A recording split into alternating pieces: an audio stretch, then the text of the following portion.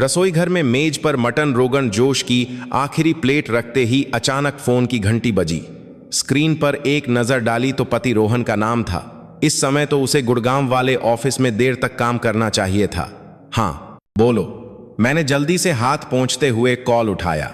अनन्या, मुझे कुछ बात करनी है। रोहन की आवाज इतनी शांत थी मानो कल के मौसम का हाल बता रहा हो। अगले बुधवार को हमारा पूरा परिवार एक हफ्ते के लिए गोवा जा रहा है। फ्लाइट टिकट और होटल सब मैंने बुक कर लिए हैं। एक पल के लिए अनजाने में ही मेरे हाथ में पकड़ा हुआ फोन कस गया। मेरी उंगलियों के पोर सफेद पड़ गए। फिर से वही, यह पहले ही तीसरी बार हो रहा था। तूफान से पहले की शांति की तरह मेरी आवाज अजीब तरह से शांत सुनाई दी।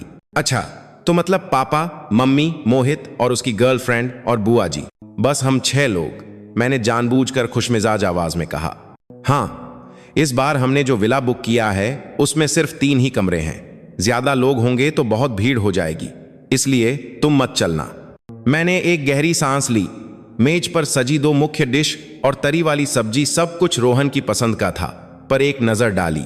अब इन व्यंजनों की किस्मत मेरे अरमानों के साथ कचरे के डिब्बे में जाना लिखा था। अच्छा, तो फिर तुम सब अच्छे से घूम कर आना। मेरी आवाज ऐसी लग रही थी जैसे किसी बहुत दूर की गूंज हो। देखा, तभी तो कहता हूं कि मेरी अनन्या सबसे समझदार है। रोहन ने यकीनन राहत की सांस ली होगी। ओह, और सुनो, जब मैं नहीं रहूंगा तो लॉन में लगे फूलों को पानी देना मत भूलना, और मेरे सक्यूलेंट्स का भी ध्यान रखना, ठीक है? ठीक है। मैंने फोन काट दिया। मैं वहीं मूर्ति की तरह खड़ी रह गई। फोन की स्क्रीन का काला हो जाना मेरे भीतर बुझती हुई रोशनी जैसा था। तीसरी बार, शादी के 3 साल, हर साल होने वाले परिवार के ट्रिप पर मुझे कभी नहीं बुलाया गया। पहले साल उन्होंने कहा कि मेरा गर्भपात हुए ज्यादा समय नहीं हुआ है, इसलिए इतनी दूर जाना ठीक नहीं।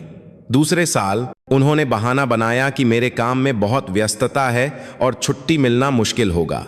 इस साल तो उन्होंने कोई ढंग का बहाना बनाने की भी जहमत नहीं उठाई। मैंने मशीनी ढंग से मेज साफ की और बिना छुए खाने को कचरे के डिब्बे में उड़ेल दिया।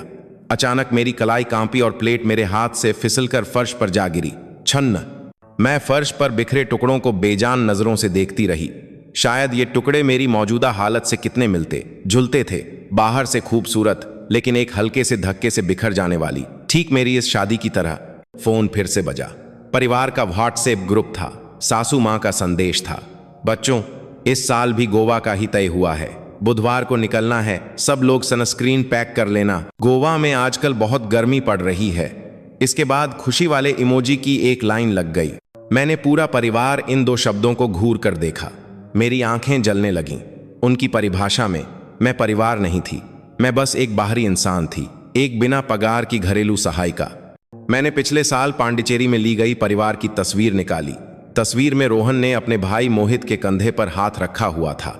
सासू मां एक शानदार साड़ी पहने बीच में बैठी थीं और ससुर जी गंभीर चेहरे के साथ एक तरफ खड़े थे।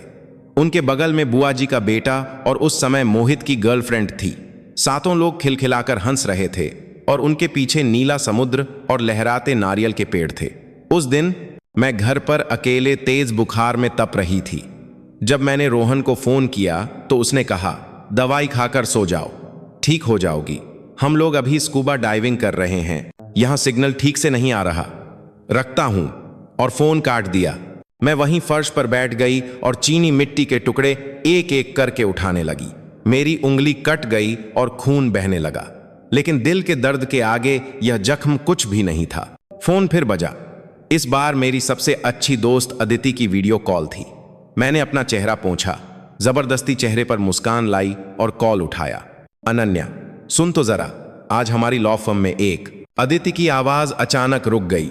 उसने अपनी आंखें सिकोड़ी और स्क्रीन के करीब अपना चेहरा ले आई। तुझे क्या हुआ है? तेरी आंखें इतनी लाल क्यों हैं? कुछ नहीं, अभी प्याज काट रही थी तो आंखें जलने लगीं।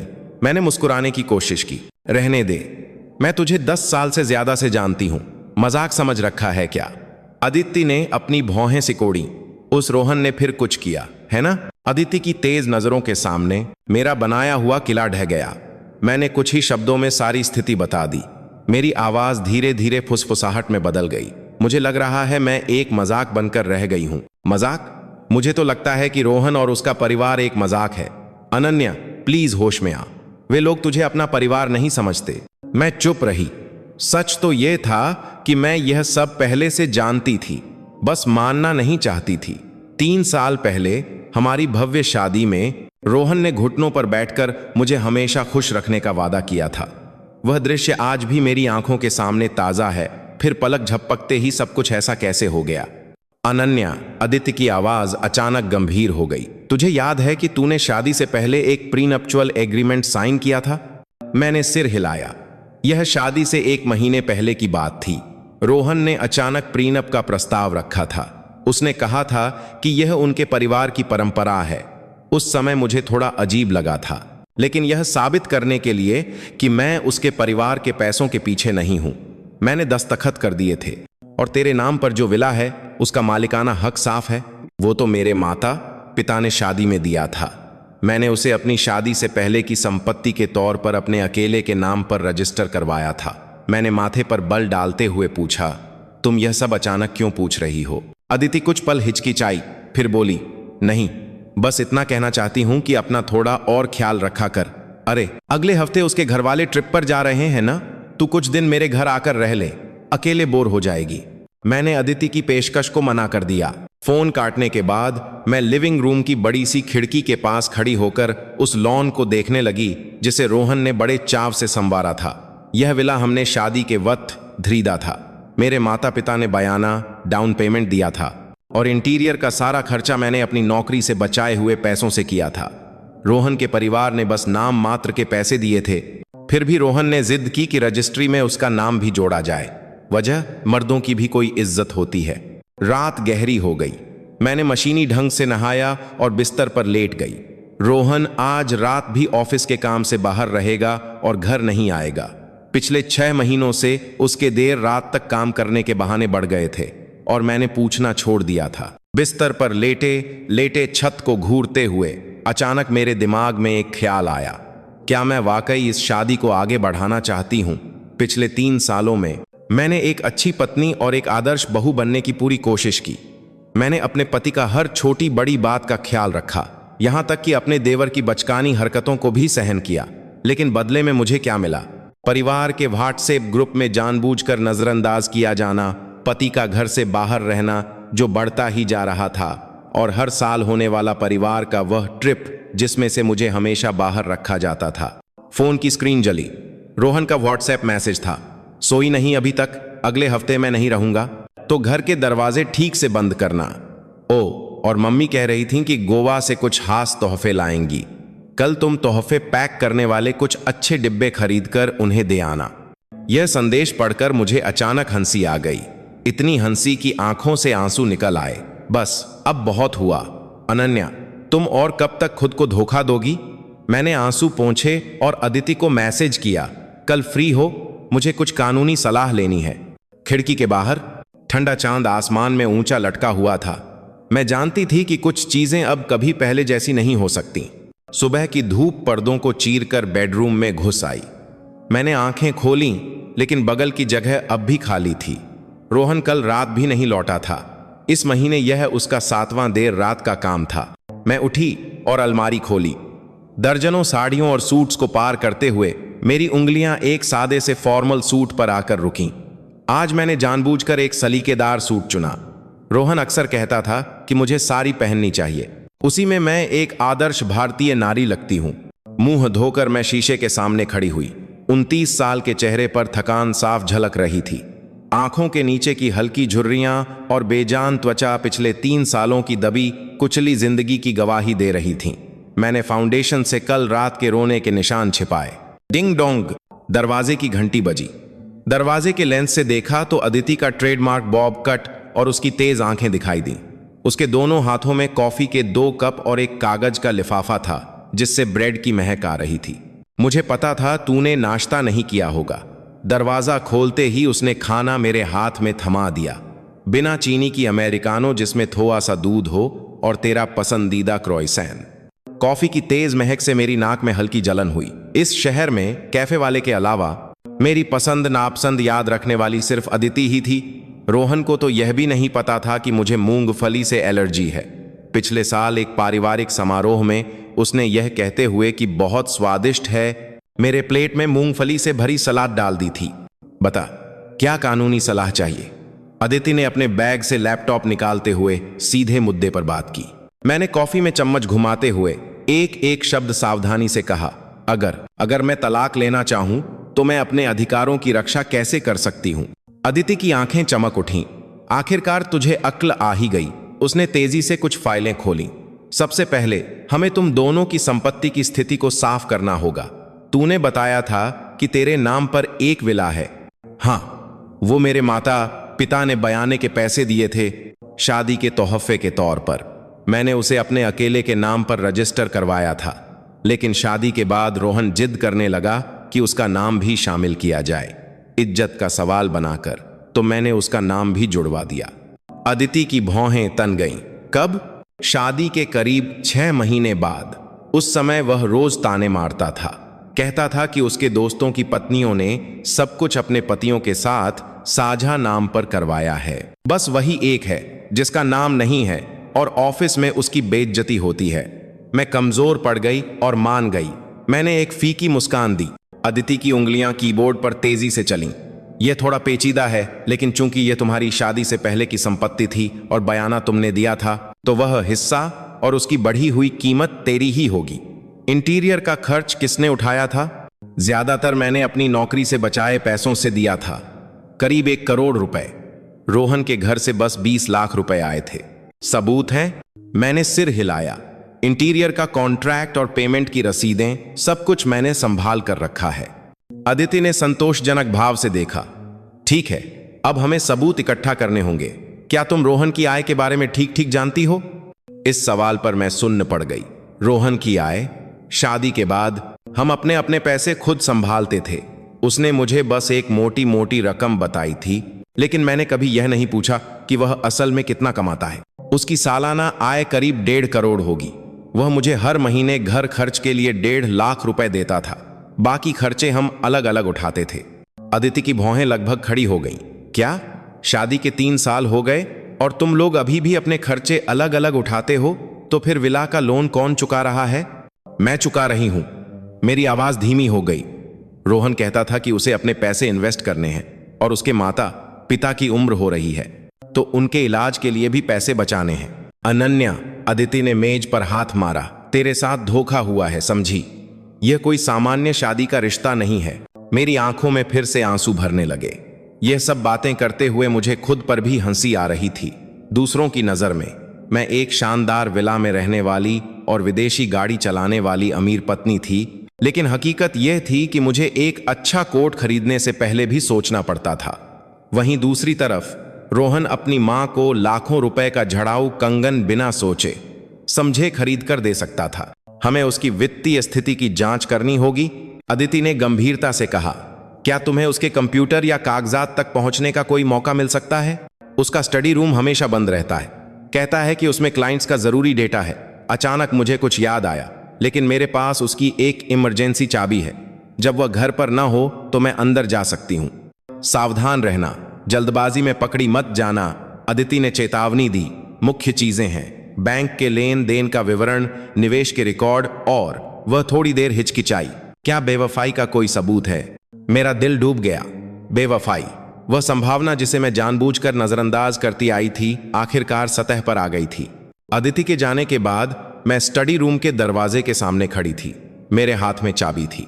शादी के समय हमने एक दूसरे की निजता का सम्मान करने का वादा किया था, इसीलिए मैंने कभी भी उसके निजी स्थान में बिना इजाजत के कदम नहीं रखा था। आज मुझे वह नियम तोड़ना था। ताले में चाबी के घूमने की आवाज बहुत तेज सुनाई दी। दरवाजा खोलते ही मर्दों वाले परफ्यूम की एक हल्की सी महक मेरी नाक से टकराई। स्टडी रूम बहुत करीने से सजा हुआ था।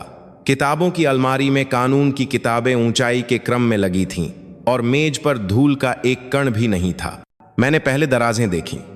ऊपर वाली में कुछ सामान्य दफ्तरी कागज थे, बीच वाली में कुछ एल्बम। यूं ही एक एल्बम खोली तो उसमें सिर्फ रोहन और उसके परिवार की तस्वीरें थीं। हम दोनों की साथ में बस कुछ ही तस्वीरें थीं। सबसे नीचे वाली दराज में ताला लगा था। इस असामान्य बात ने मेरे शक को और बढ़ा दिया। आसपास नजर दौड़ाते हुए मेरी नजर किताबों की अलमारी के पीछे रखी एक छोटी सी तिजोरी पर पड़ी। पिछले साल रोहन ने इसे जरूरी कागजात रखने के लिए खरीदा था। मैंने हमारी शादी की सालगिरह की तारीख डाली, गलत। उसका जन्मदिन, वह भी गलत। आखिर में मैंने उसकी मां का जन्मदिन डाला और तिजोरी खट की आवाज के साथ खुल गई। अंदर करीने से रखे हुए कागजों का एक बंडल था। सबसे ऊपर रजिस्ट्री का एक कागज था। खोलकर देखा तो मैं हैरान रह गई। यह मेरे ही विला की रजिस्ट्री थी, लेकिन मालिक के कॉलम में साफ साफ लिखा था, रोहन और अनन्या संयुक्त मालिक। मुझे साफ याद था कि शुरुआत में यह सिर्फ नाम जोड़ने तक सीमित था, यानी हिस्सेदारी वाला संयुक्त स्वामित्व। थोड़ा और खोजने पर मुझे कुछ बैंक स्टेटमेंट मिले। रोहन के खाते की रकम ने मुझे चौंका दिया। वह 2 करोड़ नहीं, बल्कि लगभग 20 करोड़ रुपए के करीब थे।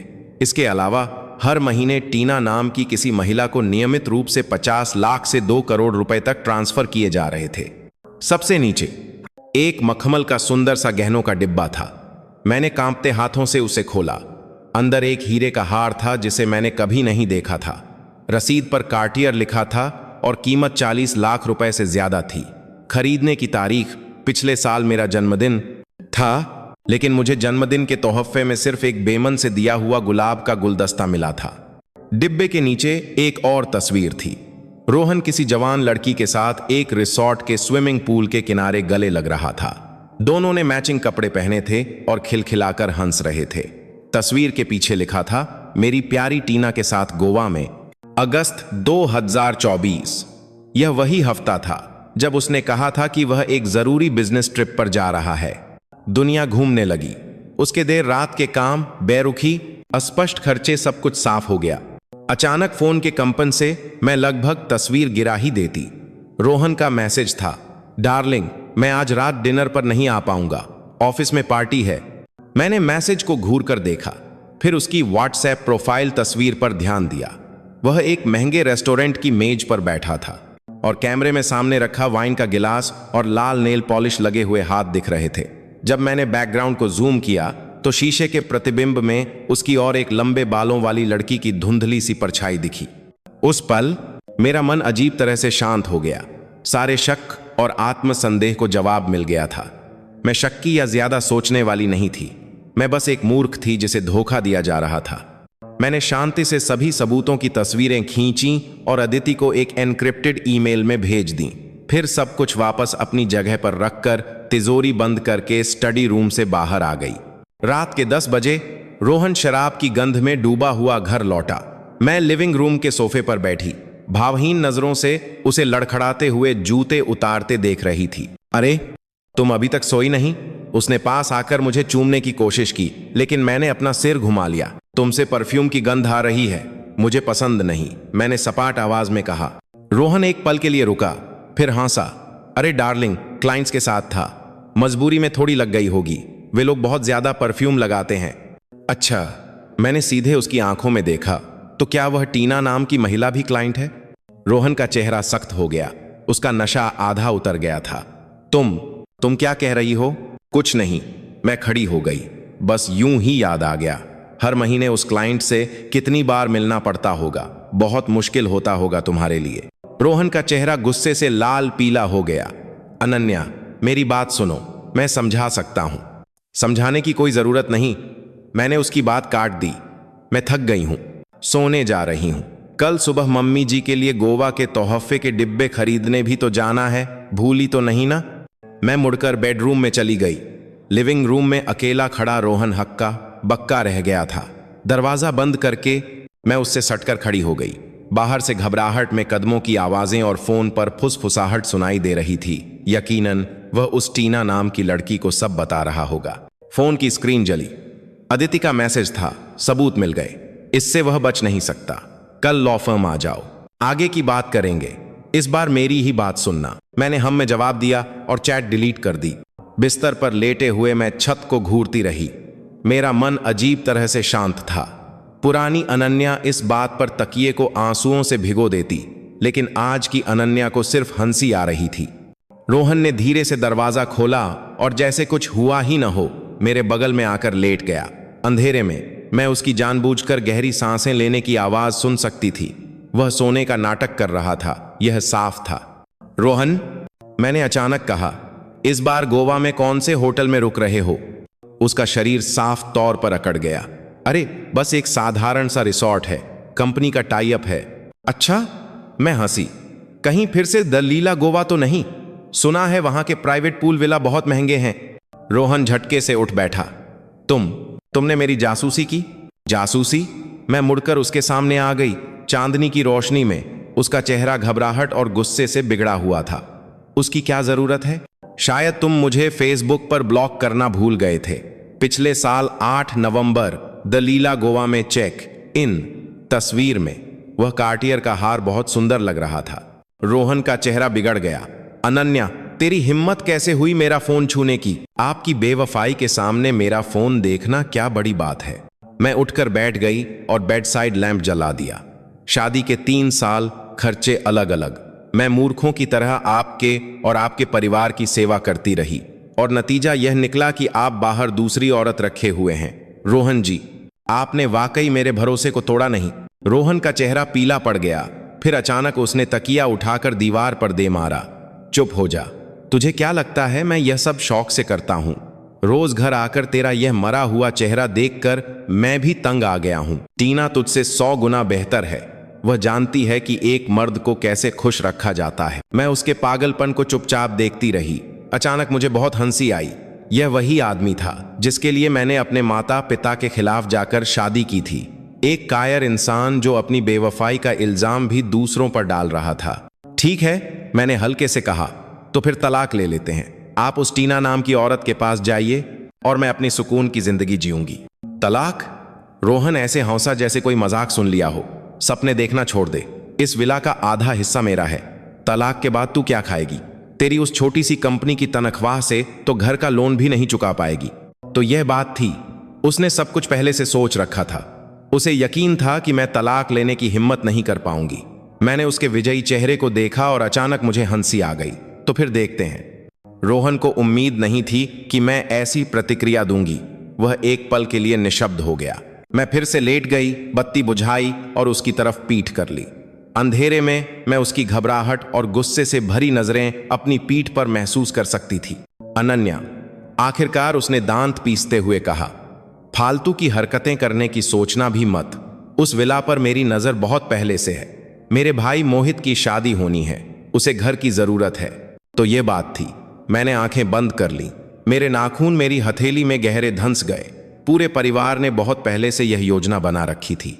मेरा खाना, मेरे घर में रहना और आखिर में मेरा ही घर छीनकर अपने देवर की शादी करवाना। रोहन खर्राटे भरने लगा। मैं पूरी रात सो नहीं पाई। सुबह होते ही मैं चुपचाप उठी, अपना कुछ जरूरी सामान और महत्वपूर्ण कागजात पैक किए और चुपचाप घर से निकल गई। सुबह की हवा अजीब तरह से ताजी थी। मैंने एक गहरी सांस ली और अदिति को फोन किया। अदिति, मैंने फैसला कर लिया है। मैं अपना सब कुछ वापस लूंगी जो मेरा है। फोन के दूसरी तरफ अदिति की आवाज में जोश भरा था। यही तो बात है। मैं लॉ फर्म में तेरा इंतजार कर रही हूं। जंग शुरू हो चुकी है। मैंने फोन काटा और एक टैक्सी रोकी। रियर व्यू मिरर में वह विला जिसमें मैंने 3 साल बिताए थे धीरे धीरे दूर होता जा रहा था। इस बार मैं बिल्कुल भी कमजोर नहीं पड़ूंगी। अदिति की लॉ फर्म गुड़गांव की एक शीशे वाली इमारत की 28वीं मंजिल पर थी। मैं कॉन्फ्रेंस रूम में बैठी थी। मेरे सामने अदिति द्वारा प्रिंट किए गए सभी सबूत रखे थे। मामला जितना मैंने सोचा था उससे कहीं ज्यादा गंभीर है। अदिति ने अपना चश्मा ठीक करते हुए कहा, इस बैंक स्टेटमेंट के अनुसार रोहन ने पिछले 2 सालों में टीना नाम की महिला को कुल 4 करोड़ 68 लाख रुपए ट्रांसफर किए हैं। यह साफ साफ संयुक्त संपत्ति को बर्बाद करने का मामला है। मैंने बिना कुछ कहे सिर हिलाया। मेरी उंगलियां अनजाने में उन ठंडे आंकड़ों पर फिर रही थीं। 4 करोड़ 68 लाख, यह मेरी 2 साल की कमाई थी। इतनी आसानी से किसी दूसरी औरत पर लुटा दी। और इससे भी गंभीर यह है, अदिति ने एक और फाइल खोली। मैंने रोहन का क्रेडिट रिकॉर्ड चेक किया। उसने 3 महीने पहले 10 करोड़ का लोन लिया है। उद्देश्य बताया गया है घर की मरम्मत। लेकिन तुम्हारे विला में हाल ही में कोई मरम्मत की योजना तो नहीं थी। 10 करोड़। मैंने सिर उठाया। उसने मुझे एक शब्द भी नहीं बताया, क्योंकि उसका तुम्हें बताने का कोई इरादा ही नहीं था। अदिति ने व्यंग्यात्मक ढंग से कहा, वह पैसा खाते में आने के 1 हफ्ते के भीतर 5 किश्तों में टीना को ट्रांसफर कर दिया गया। मुझे लगता है कि उस कमीने ने उस औरत के लिए घर खरीदा है। मेरी आवाज कांपने लगी। क्या सच में ऐसा हो सकता है? संभावना बहुत ज्यादा है। अदिति ने सिर हिलाया। लेकिन यह सबसे बड़ी समस्या नहीं है। यह देखो। उसने एक डिजिटल फाइल खोली।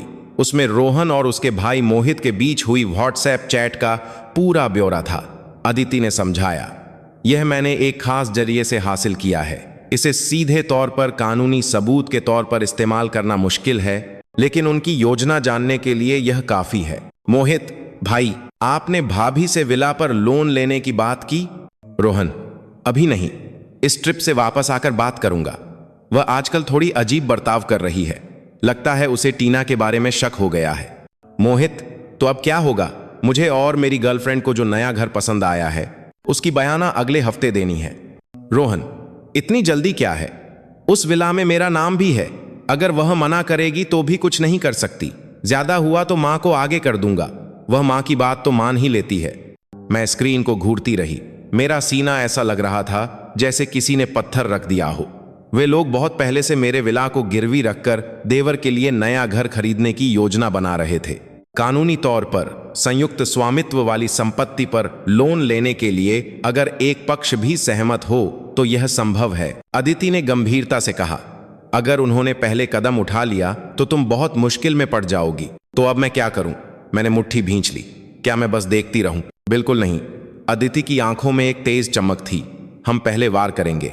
बयाना तुम्हारे माता पिता ने दिया था और इंटीरियर का ज्यादातर खर्च तुमने उठाया था। तुम्हारे पास सारे सबूत भी हैं। हम यह तर्क देंगे कि शादी टूटने का मुख्य दोषी रोहन है और संपत्ति के बंटवारे की मांग दोबारा करेंगे। मैं कुछ देर सोचती रही, फिर अचानक मुझे एक बात याद आई। अदिति, अगर मैं यह साबित कर दूं कि रजिस्ट्री में संयुक्त स्वामित्व वाला हिस्सा ही रोहन ने जाली बनवाया है तो? अदिति की आंखें चमक उठीं। सबूत है? पक्का नहीं, लेकिन मुझे अच्छी तरह याद है। शुरुआत में यह हिस्सेदारी वाला संयुक्त स्वामित्व था। इसके अलावा तिजोरी में रखी रजिस्ट्री पर मुहर और दस्तखत थोड़े अलग लग रहे थे। यह हमारा तुरुप का इक्का हो सकता है। अदिति ने उत्साह में मेज पर हाथ मारा। अगर हम यह साबित कर दें कि रजिस्ट्री जाली है तो न केवल लोन अवैध हो जाएगा, बल्कि रोहन को आपराधिक मामले का भी सामना करना पड़ेगा। हमने एक मोटी मोटी योजना बनाई।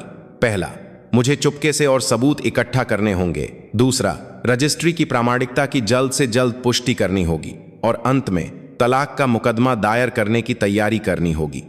लॉ फर्म से निकलते समय अदिति ने मुझे एक चाबी का गुच्छा दिया। यह मेरा एक छोटा सा फ्लैट है, खाली पड़ा है। कुछ दिन वहीं रह लो, विला में वापस मत जाना। रोहन बौखलाहट में कुछ भी कर सकता है। मैंने कृतज्ञता से उसे गले लगा लिया। इमारत से बाहर निकलते ही तेज धूप से मेरी आंखें चौंधिया गईं। फोन बजा। रोहन का फोन था। मैंने एक गहरी सांस ली और कॉल उठाया। अनन्या, तुम कहां हो? रोहन की आवाज गुस्से से भरी थी। मां का फोन आया था।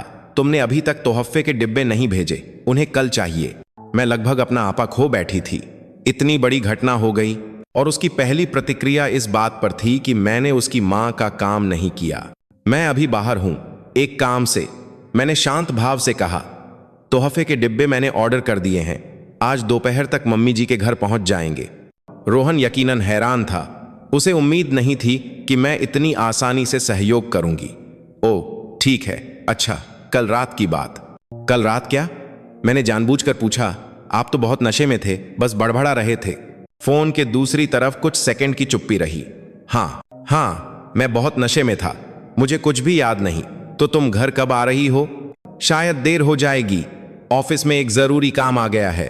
तुम मेरा इंतजार मत करना, डिनर कर लेना। मैंने बहाना बनाकर फोन काट दिया। मैं सीधे रजिस्ट्रार ऑफिस गई। रजिस्ट्री की एक कॉपी और अपनी आईडी का उपयोग करके मैंने सफलतापूर्वक विला के मूल रजिस्ट्रेशन रिकॉर्ड को देख लिया। जैसा कि मैंने सोचा था, वहां साफ साफ लिखा था, हिस्सेदारी वाला संयुक्त स्वामित्व, अनन्या 70%, रोहन 30%। लेकिन वर्तमान रजिस्ट्री में संयुक्त स्वामित्व लिखा था। इसका मतलब था कि रोहन ने किसी तरह से कागजात में हेराफेरी की थी। मैंने अपनी खुशी को दबाते हुए तुरंत तस्वीरें खींची और अदिति को भेज दी। बड़ी खोज। उस कमीने ने संयुक्त स्वामित्व का प्रकार बदल दिया है। इस बार वह गया काम से। अदिति ने तुरंत जवाब दिया, अब मुझे उस जाली रजिस्ट्री की मूल प्रति हासिल करनी थी। यह आसान नहीं होगा। रोहन अब उसे और भी सावधानी से छिपाएगा। मैंने खतरा मोल लेकर एक बार फिर विला जाने का फैसला किया। दोपहर के 4 बजे मैंने रोहन के ऑफिस में मीटिंग के समय का फायदा उठाकर विला में प्रवेश किया। दरवाजा खोलते ही मुझे कुछ अजीब लगा। लिविंग रूम में सामान बिखरा हुआ था और मेरे ड्रेसिंग टेबल की सारी दराजें खुली थीं। साफ था कि कोई कुछ ढूंढ रहा था। मैं चुपचाप ऊपर की मंजिल पर गई। स्टडी रूम से कुछ खड़खड़ाहट की आवाज आ रही थी। दरवाजे की दरार से देखा तो रोहन पसीने में लथपथ कागजात खंगाल रहा था। वह मुंह ही मुंह में गालियां बक रहा था। वह उम्मीद से पहले घर आ गया था और रजिस्ट्री ढूंढ रहा था। मैं चुपचाप नीचे उतरी और जानबूझकर जोर से दरवाजा बंद किया। रोहन, मैं आ गई। ऊपर से घबराहट की आवाज आई। फिर रोहन की बनावटी शांत आवाज सुनाई दी, अरे तुम आ गई। मैं स्टडी रूम में कुछ कागज ढूंढ रहा था। मैं ऊपर गई और स्टडी रूम का दरवाजा खोला। रोहन मेज के सामने खड़ा होकर जबरदस्ती मुस्कुरा रहा था, लेकिन उसके माथे पर पसीने की बूंदें और बिखरे बाल उसकी घबराहट को उजागर कर रहे थे। आज इतनी जल्दी कैसे आ गए? मैंने चिंता का नाटक करते हुए पूछा। अरे ऑफिस में ज्यादा काम नहीं था तो जल्दी आ गया। उसने अपनी आंखें इधर उधर घुमाई। सुनो, तुमने हमारे घर की रजिस्ट्री कहीं देखी है? मुझे ऑफिस से लोन लेने के लिए कुछ कागजात चाहिए थे। वही हुआ। मैंने मन ही मन व्यंग्य किया, लेकिन बाहर से घबराई हुई दिखी। वह तिजोरी में नहीं है क्या? मैंने देखा, वहां नहीं है। रोहन ने बेचैनी से कहा, कहीं और तो नहीं रखी? ठीक से याद करो। मैंने सोचने का नाटक किया, फिर कहा, अरे पिछले महीने सोसाइटी ऑफिस वालों ने घर के मालिक की जानकारी अपडेट करने के लिए कहा था ना, तब मैं फोटोकॉपी करवाने के लिए ले गई थी। हाँ, याद आया। वह मेरी माँ के घर पर है। माँ कह रही थी कि उन्हें रजिस्ट्री देखनी है, तो मैंने वहीं छोड़ दी थी। रोहन का चेहरा एक पल में सफेद पड़ गया। क्या? इतनी जरूरी चीज किसी और को कैसे दे सकती हो? माँ कोई और है क्या? मैंने पलटकर पूछा। और उस रजिस्ट्री में मेरा भी नाम है। मेरे मायके में रखने में क्या दिक्कत है? रोहन एक पल के लिए चुप हो गया। उसके माथे की नसें फड़क रही थीं। अभी जाकर लेकर आओ, मुझे ऑफिस में बहुत जरूरी काम है। मेरी माँ तो शहर से बाहर गई हैं, अगले महीने आएंगी। मैंने मासूमियत से आंखें झपकाईं। इतनी ही जल्दी है? तो आपके नाम पर जो छोटा सा फ्लैट है उस पर लोन ले लीजिए। रोहन के पास शादी से पहले का एक छोटा सा फ्लैट था जिसे उसने किराए पर दे रखा था। वह जाहिर तौर पर अपनी संपत्ति पर हाथ नहीं लगाना चाहता था। लाजूस, सीख ली? छोड़ो छोड़ो, मैं कोई और तरीका देख लूंगा। उसने चिढ़कर हाथ हिलाया। फिर अचानक उसे कुछ याद आया। अरे कल रात मैंने जो कहा वह तुम्हें सच में याद नहीं? बहुत कुछ कह रहे थे। टीना की बात, गोवा की बात, हार की बात। मैंने उसके चेहरे को धीरे धीरे सख्त होते देखा और अचानक हंस पड़ी। मजाक कर रही हूं, आपने कुछ नहीं कहा, बस खर्राटे भरते हुए सो गए थे। रोहन के चेहरे पर आई राहत देखने लायक थी। उसने पास आकर मुझे गले लगाने की कोशिश की। डार्लिंग, मैं आजकल बहुत व्यस्त हूं, इसलिए तुम पर ध्यान नहीं दे पा रहा। इस ट्रिप से वापस आकर हम दोनों साथ में समय बिताएंगे। मैंने चतुराई से उसकी बाहों से खुद को छुड़ा लिया। आप जल्दी से अपना सामान पैक कीजिए, कल सुबह जल्दी फ्लाइट है। रोहन ने अजीब तरह से अपने हाथ वापस खींच लिए और ऊपर चला गया। मैं उसकी पीठ को देखते हुए जानती थी कि मुझे यह नाटक जारी रखना होगा।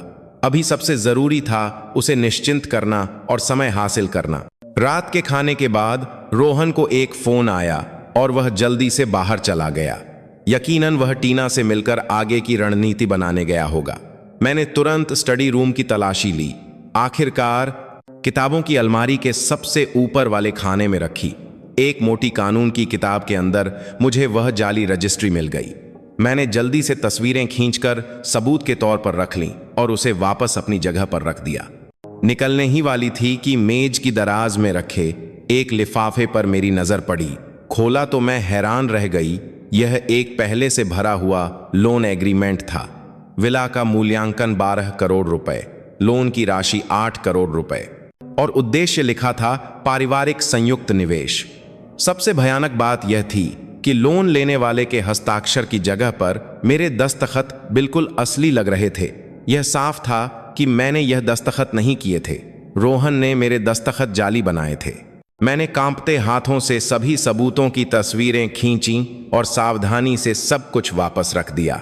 स्टडी रूम से निकलने ही वाली थी कि मेरा फोन अचानक बजा। सासू माँ थीं, अनन्या। उनकी आवाज हमेशा की तरह घमंडी थी। कल तोहफे के डिब्बे पक्का आ जाएंगे ना? सोने की परत वाले महंगे डिब्बे होने चाहिए, कोई गलती मत करना। जी मम्मी जी, चिंता मत कीजिए, सब तैयारी हो गई है, मैंने घृणा को दबाते हुए जवाब दिया।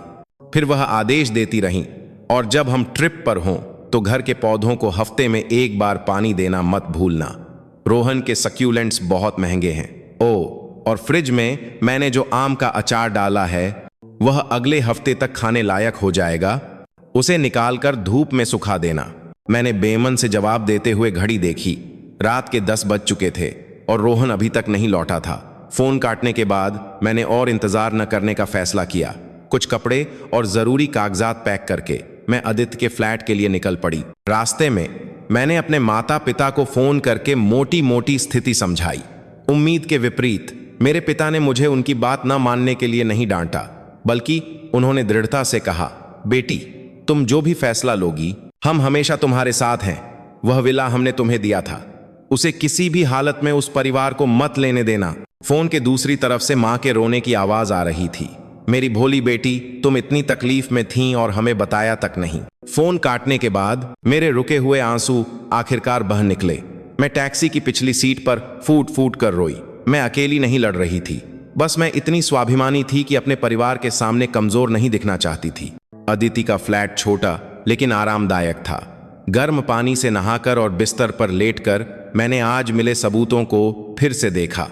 रोहन के अपराध साफ होते जा रहे थे। बेवफाई, संपत्ति छिपाना, कागजात में जालसाजी और अनुबंध पर जाली दस्तखत। इनमें से कोई भी आरोप उसे अदालत में भारी कीमत चुकाने के लिए काफी था। फोन की स्क्रीन जली। रोहन का व्हाट्सएप मैसेज था, डार्लिंग मुझे एक जरूरी काम से शहर से बाहर जाना पड़ रहा है, मैं गोवा में सीधे परिवार से मिलूंगा, विला वाली बात हम वापस आकर करेंगे। मैंने व्यंग्यात्मक ढंग से मुस्कुराते हुए कोई जवाब नहीं दिया।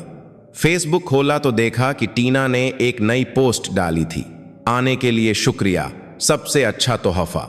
साथ में एक तस्वीर थी जिसमें कार्टियर का ब्रेसलेट और एक आदमी का हाथ था। उस आदमी की कलाई पर वही घड़ी थी जो मैंने पिछले साल रोहन को जन्मदिन पर दी थी।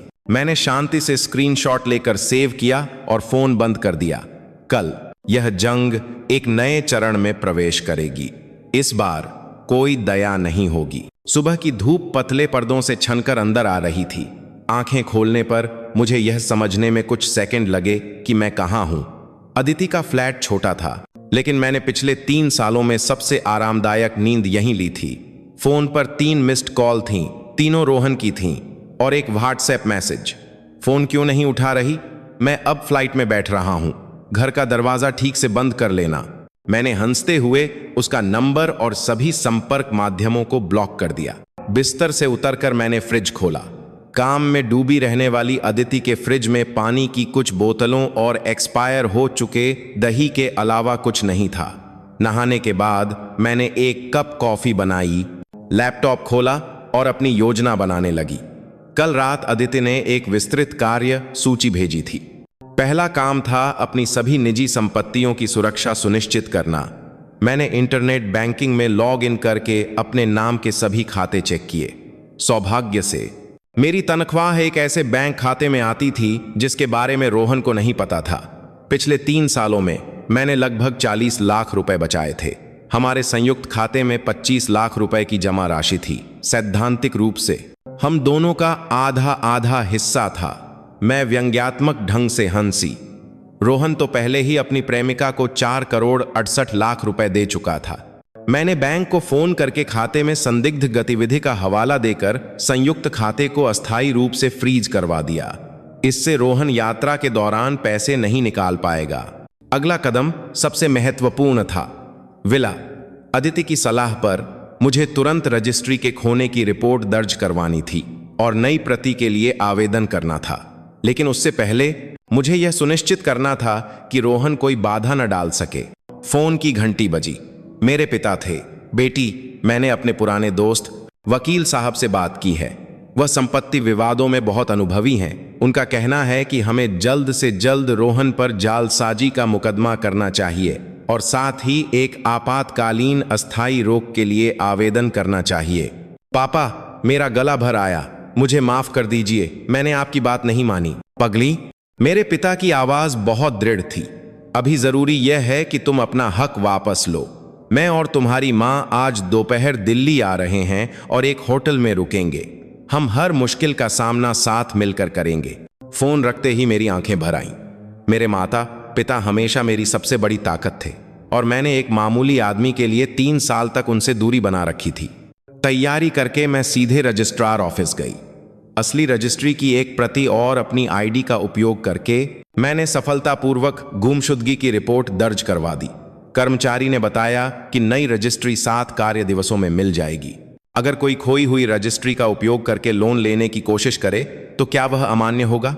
मैंने सावधानी से पूछा। कर्मचारी ने सिर हिलाया। गुमशुदगी की सार्वजनिक सूचना के बाद पुरानी रजिस्ट्री तुरंत अमान्य हो जाती है, लेकिन अगर आपको घर की सुरक्षा की चिंता है तो आप लेन देन पर रोक के लिए आवेदन कर सकती हैं। इससे कुछ समय के लिए कोई भी उस घर पर किसी भी तरह का सौदा नहीं कर पाएगा। यही मुझे चाहिए था। मैंने तुरंत लेन देन पर रोक का आवेदन पत्र भरा। कारण के कॉलम में मैंने साफ साफ लिखा, संयुक्त मालिक द्वारा कागजात में जालसाजी का संदेह। रजिस्ट्रार ऑफिस से निकलते हुए मैंने राहत की सांस ली। अब विला कुछ समय के लिए सुरक्षित था। रोहन चाहे उस जाली रजिस्ट्री को लेकर कितने भी बैंकों के चक्कर काटे, उसे 1 पैसा भी नहीं मिलेगा। फोन बजा। एक अनजान नंबर था। फोन उठाने पर सामने वाले ने अपना परिचय आशियाना प्रॉपर्टीज के एजेंट के रूप में दिया। अनन्या जी बोल रही हैं? आपने जो विला बेचने के लिए दिया था उसके लिए एक खरीदार मिल गया है जो 11.5 करोड़ देने को तैयार है। हम कब मिलकर बात कर सकते हैं? मैं सन्न रह गई। क्या?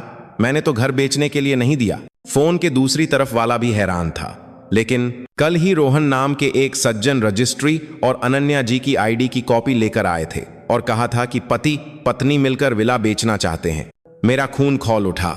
रोहन ने मेरे रिपोर्ट दर्ज करवाने से पहले ही यह कदम उठा लिया था। सुनिए एजेंट साहब, मैंने गुस्से को काबू में रखते हुए कहा, वह अधिकार पत्र जाली है। रजिस्ट्री की गुमशुदगी की रिपोर्ट दर्ज हो चुकी है और नई प्रति जारी हो रही है।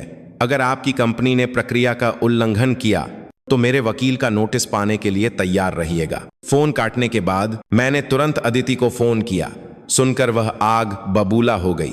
यह रोहन तो बिल्कुल ही नीचता पर उतर आया है। अनन्या, हमें और तेजी दिखानी होगी। अब क्या करें? मैंने पूछा। वह दूसरे प्रॉपर्टी डीलरों से भी संपर्क कर सकता है।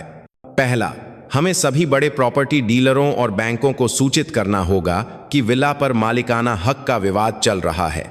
दूसरा, हमें तुरंत रोहन पर जालसाजी और दस्तखत की नकल करने का मुकदमा करना होगा। और अंत में, अदिति थोड़ी देर रुकी, क्यों न तुम वह विला बेच ही दो। विला बेचना? यह सोचकर मैं चौंक गई। उस घर से मेरी बहुत मेहनत जुड़ी थी। डिजाइन से लेकर सामान के चुनाव तक हर कोने में मेरी छाप थी। लेकिन फिर मैंने सोचा, उस जगह पर रहकर रोज बुरी यादों का सामना करने का क्या मतलब है। बेच दूंगी, मैंने दृढ़ता से कहा। लेकिन पूरा मालिकाना हक वापस मिलने के बाद समझदारी का फैसला, अदिति ने सहमति जताई। अरे, तुम्हारे माता पिता आ गए? वकील साहब आज दोपहर हमसे मिलना चाहते हैं। दोपहर 3 बजे होटल के एक कॉन्फ्रेंस रूम में मैं अपने माता पिता और वकील साहब से मिली। मेरी मां ने मुझे देखते ही रोते हुए गले लगा लिया। कितनी दुबली हो गई है। वकील साहब एक समझदार दिखने वाले अधेड़ उम्र के व्यक्ति थे। उन्होंने मेरे द्वारा इकट्ठा किए गए सभी सबूतों को ध्यान से देखा और बार बार सिर हिलाया। सबूत बहुत पुख्ता हैं। रोहन जी का कृत्य साफ तौर पर जालसाजी और धोखाधड़ी का मामला है। आपराधिक सजा के तहत उन्हें 3 साल तक की कैद हो सकती है। कैद? मैंने सिर हिलाया। मैं बस जल्दी से तलाक लेकर अपनी संपत्ति वापस चाहती हूं। मैं इसे आपराधिक मामला नहीं बनाना चाहती। फिर भी 3 साल का रिश्ता था। वकील साहब ने मेरी बात समझी और सिर हिलाया। तो हम दीवानी मुकदमे पर ध्यान केंद्रित करेंगे। विवाह कानून के अनुसार रोहन जी का किसी और के साथ पति पत्नी की तरह रहना और विवाह के दौरान बड़ी संपत्ति देना एक गंभीर गलती मानी जाएगी। संपत्ति के बंटवारे में उन्हें या तो बहुत कम हिस्सा मिलेगा या कुछ भी नहीं मिलेगा। हमने मुकदमे की रणनीति पर सहमति जताई। पहले आपातकालीन अस्थायी रोक के लिए आवेदन करके रोहन की संपत्ति को फ्रीज करवाना, फिर तलाक का मुकदमा दायर करके विला के मालिकाना हक के पुनः विभाजन की मांग करना और साथ ही रोहन से बर्बाद की गई संयुक्त संपत्ति के मुआवजे की मांग करना। एक और समस्या है, वकील साहब ने अपना चश्मा ठीक किया। क्या आप जानती हैं कि रोहन जी इस समय कहाँ हैं? अदालत को उन तक मुकदमे के कागजात पहुंचाने होंगे। मैंने व्हाट्सएप खोलकर परिवार के ग्रुप में गई। मैंने नोटिफिकेशन बंद कर दिए थे, लेकिन उनकी पोस्ट की गई तस्वीरें देख सकती थी। सबसे नई तस्वीर गोवा के एक समुद्र तट पर ली गई पारिवारिक तस्वीर थी। रोहन टीना की कमर में हाथ डाले खिलखिलाकर हंस रहा था। कैप्शन था, पारिवारिक तस्वीर, बस टीना बहू की कमी है। मेरा हाथ इतना कांप रहा था कि मैं लगभग फोन ही गिरा देती। तो यह बात थी, रोहन के परिवार ने शुरू से ही टीना को ले जाने की योजना बनाई थी और मुझे उसकी कानूनी पत्नी को पूरी तरह से बाहर रखा गया था। वह दलीला गोवा में है। मैंने शांति से फोन वकील साहब को दे दिया। तस्वीर में समय और स्थान दोनों थे। वकील साहब ने सबूत के तौर पर तस्वीर ले ली और मुझसे पूछा, अनन्या जी, आप कब तक विला से अपना सारा सामान हटा लेंगी? मैं आज ही जाकर अपना सामान पैक कर लूंगी। मैंने मन बना लिया था, जब रोहन अपनी प्रेमिका को लेकर परिवार का हिस्सा बनाने का नाटक कर सकता है तो मुझे भी उसकी इज्जत की परवाह करने की कोई जरूरत नहीं है। विला में वापस आकर मैंने व्यवस्थित रूप से अपना निजी सामान पैक करना शुरू कर दिया। स्टडी रूम में मेरी चुयनमोन की किताबें, ड्रेसिंग रूम में मेरे कपड़े और जूते, रसोई में मेरे द्वारा चुने गए बर्तन। 3 साल की शादी में बहुत सामान जमा हो गया था। सामान पैक करने के दौरान दरवाजे की घंटी बजी।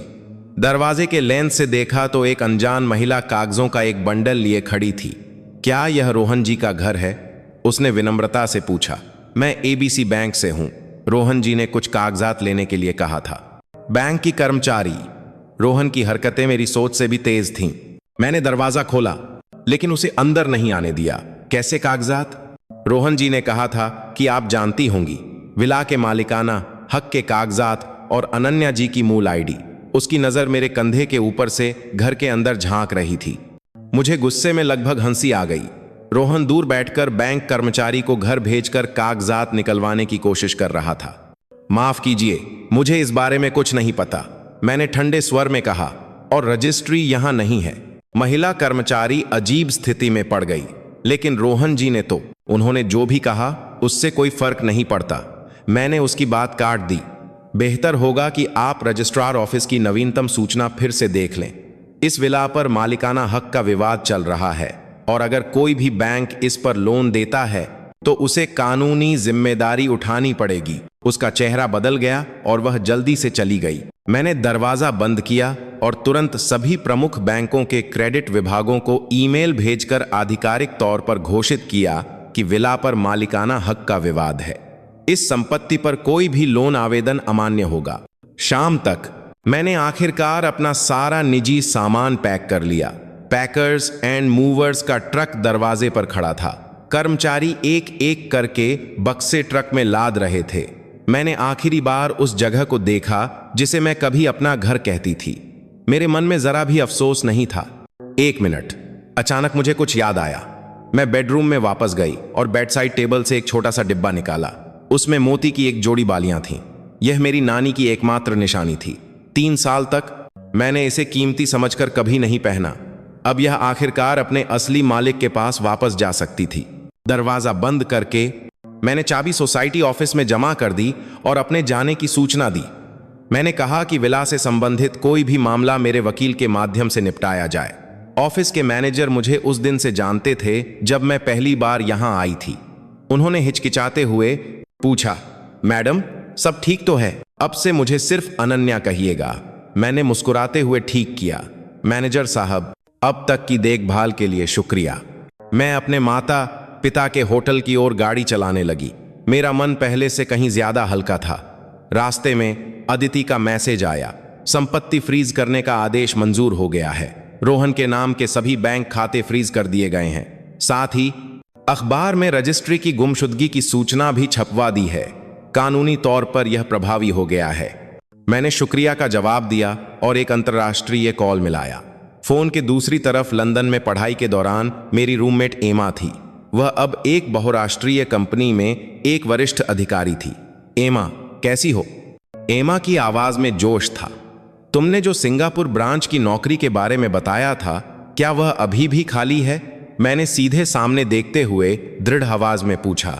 शायद मुझे एक नई शुरुआत की जरूरत है। एक हफ्ते बाद मैं वकील साहब के दफ्तर में बैठकर अभी तैयार हुए तलाक के मुकदमे के कागजात को फिर से देख रही थी। उसमें रोहन की सभी गलतियों का विस्तार से वर्णन था। किसी और के साथ पति पत्नी की तरह रहना, कागजात में जालसाजी करना और संयुक्त संपत्ति को बर्बाद करना। हर आरोप के साथ पुख्ता सबूत संलग्न थे। अदालत ने मामला दर्ज कर लिया है। मुकदमे के कागजात जल्द ही रोहन के गोवा वाले होटल के पते पर भेज दिए जाएंगे। वकील साहब ने मुझे एक और फाइल दी। यह आपातकालीन अस्थायी रोक का निर्णय है। रोहन के नाम के सभी बैंक खाते, शेयर और संपत्तियां फ्रीज कर दी गई हैं। मैंने सिर हिलाते हुए आखिरी पन्ना पलटा। रोहन की प्रतिक्रिया मेरी कल्पना से कहीं ज्यादा तीव्र थी। अदालत का नोटिस मिलने के उसी दिन उसने गोवा से लौटने की कोशिश की, लेकिन क्रेडिट कार्ड फ्रीज होने के कारण वह फ्लाइट का टिकट भी नहीं खरीद सका। अंत में उसे अपने भाई से पैसे उधार लेने पड़े। वह अब तक दिल्ली पहुंच गया होगा, वकील साहब ने याद दिलाया। क्या आपको कुछ समय के लिए कहीं छिपने की जरूरत है? नहीं, मैंने सिर हिलाया। अब समय आ गया है कि मैं उसका सामना करूं। मेरी बात खत्म होते ही मेरा फोन जोर जोर से बजने लगा। स्क्रीन पर रोहन का नाम चमक रहा था। मेरे ब्लॉक करने के बाद यह उसका न जाने कौन सा नया नंबर था। मैंने कॉल उठाकर स्पीकर पर डाल दिया। अनन्या, तू पागल हो गई है क्या? रोहन की चीख पूरे दफ्तर में गूंज गई। तेरी हिम्मत कैसे हुई मुझ पर मुकदमा करने की? मेरे खाते भी फ्रीज करवा दिए। रोहन जी, मैंने शांत भाव से कहा, कृपया तमीज से बात कीजिए। मेरे वकील साहब यह कॉल रिकॉर्ड कर रहे हैं। फोन के दूसरी तरफ एक पल की चुप्पी छा गई। फिर आवाज धीमी हो गई। अनन्या, क्या हमें यह सब करने की जरूरत है? हम बैठकर भी तो बात कर सकते हैं। मैं हंसी। जब आप रजिस्ट्री और लोन एग्रीमेंट में जालसाजी कर रहे थे, तब आपने मुझसे बात करने के बारे में क्यों नहीं सोचा? जब आप अपनी प्रेमिका को लेकर परिवार का हिस्सा बनाने का नाटक कर रहे थे, तब क्यों नहीं सोचा? वह सब एक गलतफहमी है। रोहन ने हड़बड़ी में सफाई दी। टीना बस मेरी एक दूर की रिश्तेदार है। परिवार की तस्वीर तो बस मजाक में ली थी। और रजिस्ट्री, हो सकता है रजिस्ट्रार ऑफिस से कोई गलती हो गई हो। हम जाकर ठीक करवा लेंगे। रोहन जी, मैंने उसकी भद्दी झूठ को काट दिया। अब हम अदालत में मिलेंगे। मैंने फोन काट दिया। वकील साहब ने प्रशंसा में सिर हिलाया। बहुत अच्छा किया। अब वह बौखला जाएगा। हमें भी तैयार रहना होगा। जैसा कि अपेक्षित था, आधे घंटे के भीतर ही अदिति का एक सेज हवेर मैसेज आया। रोहन अपने माता पिता को लेकर विला पहुंच गया है। सोसाइटी ऑफिस में ताला बदलवाने के लिए हंगामा कर रहा है। मैं और वकील साहब तुरंत वहां के लिए निकल पड़े। दूर से ही सासू मां की तीखी आवाज सुनाई दे रही थी। मेरा बेटा इस घर का मालिक है। तुम उसे अंदर जाने से कैसे रोक सकते हो? तुम सोसाइटी के मैनेजर हो। उस औरत से पैसे खाए हैं क्या? मैनेजर साहब बहुत असहज लग रहे थे। मैडम, अनन्या जी ने विधिवत गुमशुदगी की रिपोर्ट दर्ज करवाई है और नई रजिस्ट्री जारी हो रही है। कानूनी तौर पर इस समय इस विला पर केवल अनन्या जी का अधिकार है। बकवास, ससुर जी ने मेज पर हाथ मारते हुए चिल्लाया। इस विला का आधा हिस्सा मेरे बेटे का है। अनन्या होती कौन है मेरे बेटे को घर में घुसने से रोकने वाली? मैंने एक गहरी सांस ली और दरवाजा खोलकर अंदर गई। पापा जी, मम्मी जी, नमस्ते। गोवा का ट्रिप कैसा रहा? परिवार की तस्वीर बहुत अच्छी आई है। तीनों ने एक साथ मुड़कर देखा। उनके चेहरे देखने लायक थे। रोहन का चेहरा गुस्से से बैंगनी हो गया था और सासू मां मुझे कच्चा चबा जाने वाली नजरों से देख रही थीं। अनन्या, सासू मां मेरा गला पकड़ने के लिए दौड़ी। तेरी हिम्मत बहुत बढ़ गई है। तू मेरे बेटे के साथ ऐसा सुलूक करेगी? वकील साहब ने एक कदम आगे बढ़कर मुझे बचा लिया। मैडम, कृपया अपने व्यवहार पर नियंत्रण रखें। किसी पर हमला करना एक गैर कानूनी कार्य है। हम पूरी स्थिति को रिकॉर्ड कर रहे हैं। सासू मां का हाथ हवा में ही रुक गया।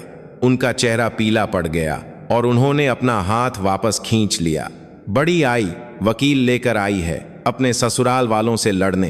अनन्या, रोहन ने अपनी मां को पीछे धकेलते हुए दांत पीसकर कहा, तू चाहती क्या है? बहुत आसान है। मैंने सीधे उसकी आंखों में देखा। तलाक और मेरी सारी संपत्ति जो मेरी है। सपने देखना छोड़ दे। रोहन चिल्लाया। उस विला में मेरा भी नाम है, तू सब कुछ हड़पने की मत सोच। अच्छा? मैंने अपने बैग से एक फाइल निकाली। यह रजिस्ट्रार ऑफिस का मूल रिकॉर्ड है। विला में हिस्सेदारी वाला संयुक्त स्वामित्व है, मेरा 70% और आपका 30%। आपके द्वारा बनाए गए जाली कागजात तो पहले ही अपराध की श्रेणी में आ चुके हैं। रोहन का चेहरा सफेद पड़ गया। झूठ! इतना ही नहीं, मैंने दबाव बनाना जारी रखा।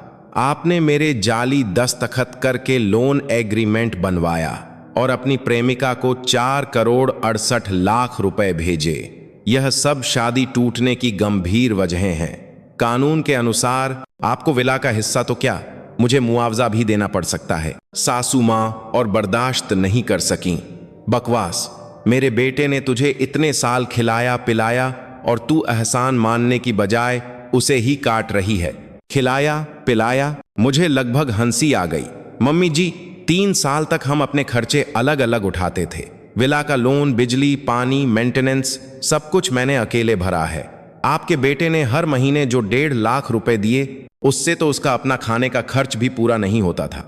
सासू मां एक पल के लिए निशब्द हो गईं। ससुर जी ने अपनी आंखें सिकोड़कर मुझे देखा। अनन्या, हम सब एक ही परिवार के हैं। बात को इतना क्यों बढ़ा रही हो? रोहन से गलती हुई, लेकिन तुम भी कोई दूध की धुली नहीं हो। मर्द से कभी कभी छोटी मोटी गलती हो जाती है। छोटी मोटी गलती? मैंने उनकी बात काट दी। कागजात में झालसाजी करना छोटी गलती है, संपत्ति बर्बाद करना छोटी गलती है, अपनी प्रेमिका को पत्नी बनाकर घुमाना छोटी गलती है। रोहन अचानक मेरे हाथ से कागजात छीनने के लिए दौड़ा, लेकिन वकील साहब ने उसे रोक दिया। वह एक कोने में फंसे जानवर की तरह लग रहा था। अनन्या, मुझे मजबूर मत कर, मेरे बहुत ऊंचे संपर्क हैं। मैं तुझे इस दिल्ली में जीना मुश्किल कर सकता हूं, जानती है? धमकी! वकील साहब ने शांति से अपने रिकॉर्डर का प्ले बटन दबाया। रोहन जी, यह रिकॉर्डिंग आपके खिलाफ एक बहुत ही प्रतिकूल सबूत बनेगी। रोहन को आखिरकार स्थिति की गंभीरता का एहसास हुआ। उसका रवैया अचानक 180 डिग्री बदल गया। अनन्या डार्लिंग, मुझसे गलती हो गई, सच में बहुत बड़ी गलती हो गई। बस एक मौका दे दो, मैं टीना से सारे रिश्ते खत्म कर दूंगा। आगे से जो तुम कहोगी वही करूंगा। उसकी आंसुओं भरी शक्ल देखकर मुझे घिन आ रही थी। एक समय था जब मैं इसी बेचारी सूरत पर पिघलकर उसकी धोखेबाजी और झूठ को बार बार माफ कर देती थी। बहुत देर हो चुकी है रोहन जी, मैंने शांत भाव से कहा। मैंने आपको बहुत मौके दिए, अब मैं बस इस शादी को जल्द से जल्द खत्म करना चाहती हूँ। सपने देखना छोड़ दे। रोहन अचानक चिल्लाया। मैं इस केस को सालों तक खींचूंगा, 3 साल, 5 साल, देखते हैं कौन जीतता है। यह फैसला आप नहीं करेंगे। वकील साहब ने एक फाइल आगे बढ़ाई। यह अनन्या जी द्वारा इकट्ठा किए गए आपके और टीना जी के पति पत्नी की तरह रहने के सबूत हैं। पैसे के लेन देन, अंतरंग तस्वीरें, बातचीत, सब कुछ है। अगर यह अदालत में पेश किया गया तो न केवल तलाक की प्रक्रिया तेज होगी, बल्कि आपको मुआवजा भी देना पड़ेगा। रोहन हवा निकले गुब्बारे की तरह कुर्सी पर ढह गया। सासू मां कुछ और कहना चाहती थीं, लेकिन ससुर जी ने उन्हें रोक दिया। दोनों को आखिरकार समझ आ गया था कि इस बार उनका लाडला बेटा एक मजबूत दीवार से टकराया है। 3 दिन का समय देती हूं। मैं खड़ी हो गई। आपसी सहमति से तलाक के लिए मान जाइए तो विला मेरा होगा और बाकी संपत्ति कानून के अनुसार बांटी जाएगी। अगर मुकदमा लड़ना है तो अदालत में मिलते हैं, लेकिन हर कानूनी परिणाम भुगतने के लिए तैयार रहिएगा। सोसाइटी ऑफिस से निकलते हुए मैंने राहत की सांस ली। धूप मेरे चेहरे पर गर्म लग रही थी। फोन बजा। एमा का ईमेल था। अटैचमेंट में सिंगापुर ब्रांच के मैनेजिंग डायरेक्टर पद के लिए एक ऑफर लेटर था। वेतन मेरी वर्तमान आय का 3 गुना था। आपने फैसला कर लिया? वकील साहब ने पूछा। मैंने सिर हिलाया। यहां का मामला निपटते ही मैं सिंगापुर जाकर एक नई जिंदगी शुरू करूंगी। समझदारी का फैसला? वकील साहब मुस्कुराए। लेकिन रोहन आसानी से हार नहीं मानेगा। अगली बार वह और भी घटिया तरीकों का इस्तेमाल कर सकता है। मैं इंतजार करूंगी। मैंने दूर खड़े विला को देखा। वह कभी मेरा घर था, लेकिन अब सिर्फ एक ठंडी इमारत थी। इस बार मैं पीछे नहीं हटूंगी। 3 दिन बाद रोहन ने उम्मीद के मुताबिक कागजात पर दस्तखत नहीं किए। इसके बजाय उसने एक मीडिया अभियान शुरू कर दिया। पहले ससुराल के रिश्तेदारों ने बारी बारी से फोन करके मुझे समझाने की कोशिश की।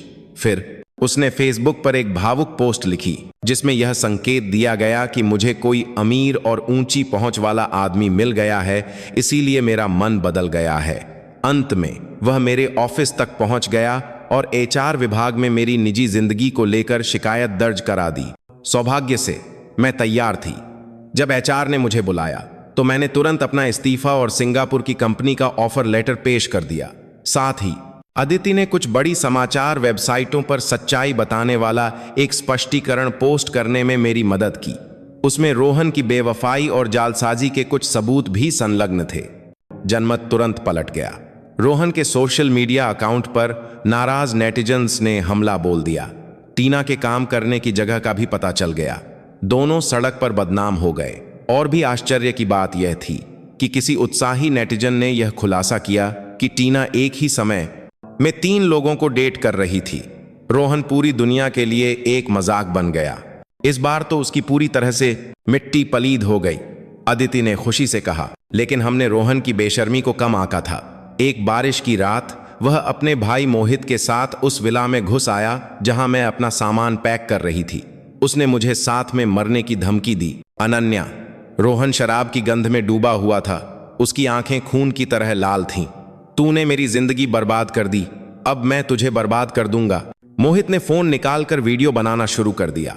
भाभी जी, बेहतर होगा कि आप चुपचाप केस वापस ले लें, वरना कल यह वीडियो पूरी दुनिया में फैल जाएगा कि आप और भाई साहब सुलह कर रहे हैं। मैं तुरंत उनकी साजिश समझ गई। वे एक झूठा सुलह का नाटक रच रहे थे, शायद बलात्कार का भी। मेरा दिल जोर जोर से धड़क रहा था, लेकिन मैंने खुद को शांत रखा। रोहन जी, आप जानते हैं यह एक अपराध है। अपराध? रोहन हौसा। पति पत्नी के बीच कैसा अपराध, मैं तुझे बताता हूं। आज रात के बाद चाहे तू केस वापस ले या न ले, तेरी इज्जत तो जाएगी ही। जैसे ही वह मुझ पर झपटा, मैंने अपनी जेब में रखा पैनिक बटन दबा दिया। एक तीखी अलार्म की आवाज गूंज उठी और साथ ही बगल के घर में छिपे मेरे 2 पुरुष सहकर्मी दरवाजा तोड़कर अंदर आ गए और रोहन और मोहित को जमीन पर गिरा दिया। पुलिस बस आती ही होगी। मैंने फर्श पर पड़े रोहन को ठंडी नजरों से देखा। इस बार घर में जबरन घुसने और बलात्कार की कोशिश के जुर्म में तुम कुछ समय के लिए जेल में रहने के लिए काफी हो। रोहन का चेहरा राख जैसा हो गया और मोहित रोते हुए गिड़गिड़ाने लगा। भाभी जी, यह सब भाई ने करवाया था, प्लीज मुझे माफ कर दीजिए। दूर से पुलिस की सायरन की आवाज नजदीक आ रही थी। मैं जान गई कि यह नाटक अब खत्म हो चुका है। रोहन की आखिरी बौखलाहट ने मुझे उससे पूरी तरह से छुटकारा पाने का मौका दे दिया था। जब पुलिस रोहन को हथकड़ी पहना रही थी तो उसने अचानक सिर उठाकर मुझसे पूछा, अनन्या, क्या तुमने कभी मुझसे प्यार किया था? मैं कुछ पल चुप रही, फिर ईमानदारी से जवाब दिया, किया था, लेकिन अब सिर्फ नफरत बची है। पुलिस की गाड़ी दूर चली गई और बारिश भी थम गई।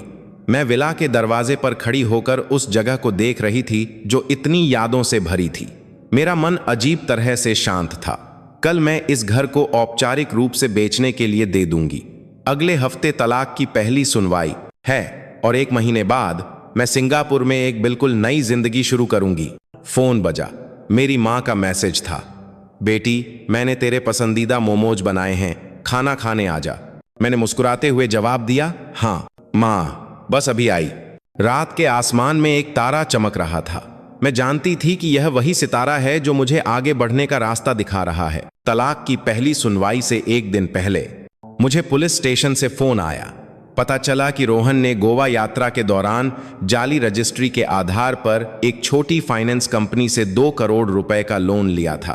अब उस कंपनी को जालसाजी का पता चल गया था और उन्होंने रिपोर्ट दर्ज करवा दी थी।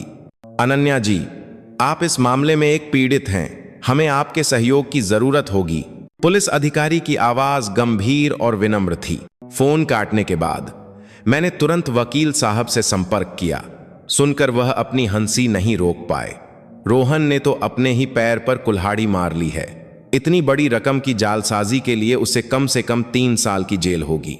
उसे जेल हो जाएगी? मैंने पूछा।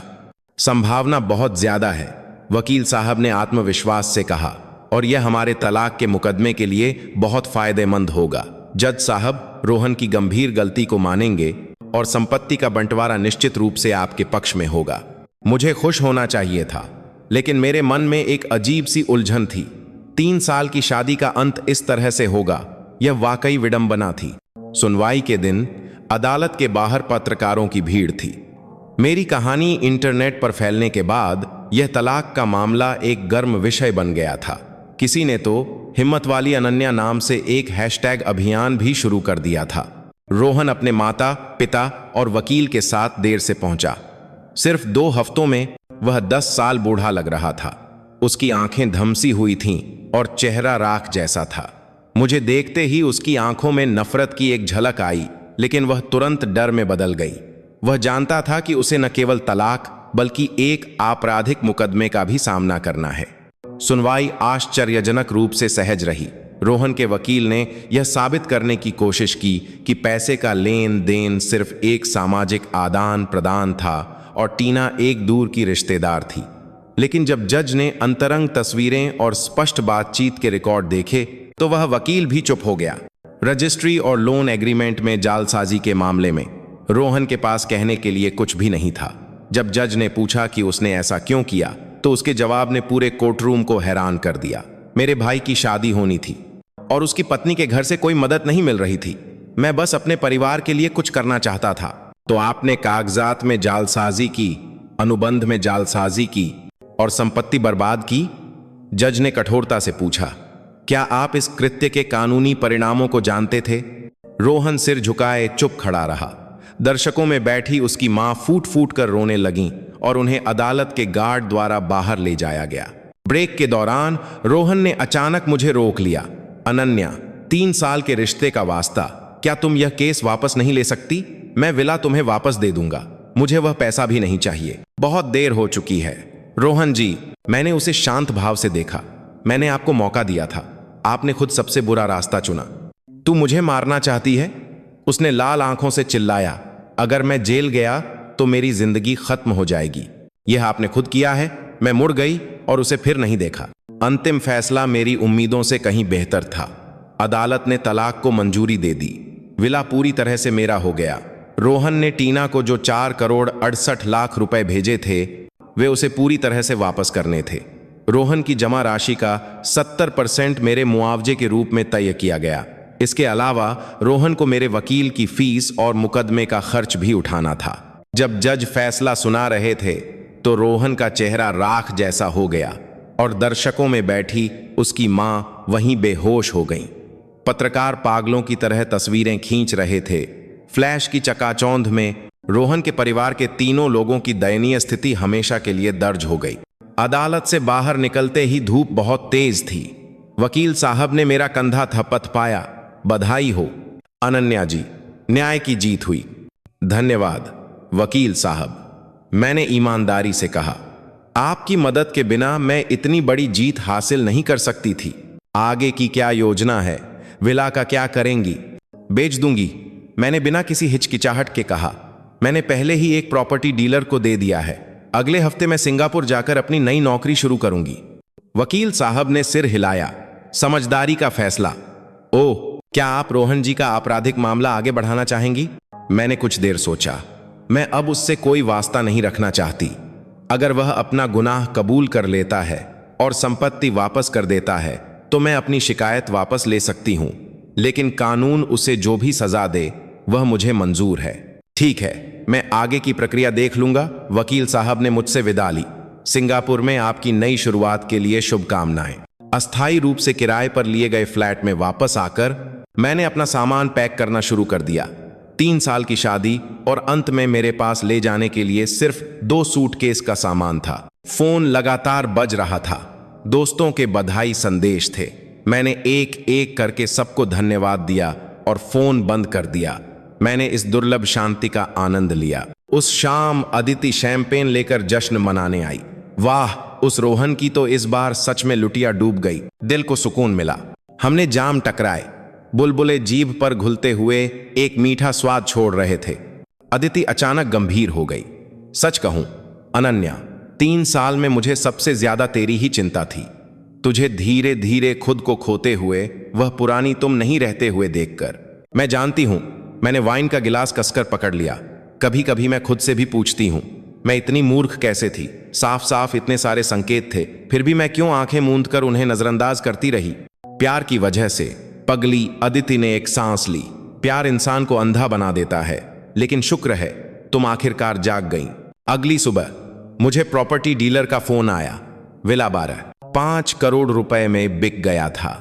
यह बाजार मूल्य से 50 लाख रुपए ज्यादा था।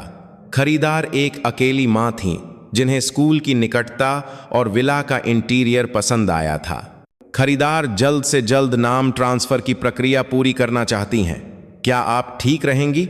डीलर ने सावधानी से पूछा। कोई बात नहीं, मैंने खुशी खुशी सहमति दी। मैं कल ही प्रक्रिया के लिए आ जाऊंगी। फोन काटने के बाद मुझे अचानक बहुत हल्का महसूस हुआ। बुरी यादों से भरा वह घर आखिरकार अतीत बनने जा रहा था। नाम ट्रांसफर की प्रक्रिया बहुत सहज रही। आखिरी कागजात पर दस्तखत करने के बाद खरीदार, एक सुरुचिपूर्ण अधेड़ उम्र की महिला ने मेरा हाथ पकड़कर कहा, अनन्या जी, मैंने आपके बारे में समाचार में पढ़ा है। आप बहुत बहादुर हैं। यह घर मेरे हाथों में प्यार और हंसी से भर जाएगा। मेरी आंखें थोड़ी नम हो गईं। धन्यवाद। शायद इसी की इस घर को जरूरत थी। प्रॉपर्टी सेंटर से निकलते हुए मैंने आखिरी बार विला जाने का फैसला किया। नई मालकिन कल से आएंगी, इसलिए अभी वहां कोई नहीं होगा। जाने पहचाने दरवाजे को धकेल कर अंदर गई तो खाली कमरों में सिर्फ मेरे कदमों की आहट गूंज रही थी।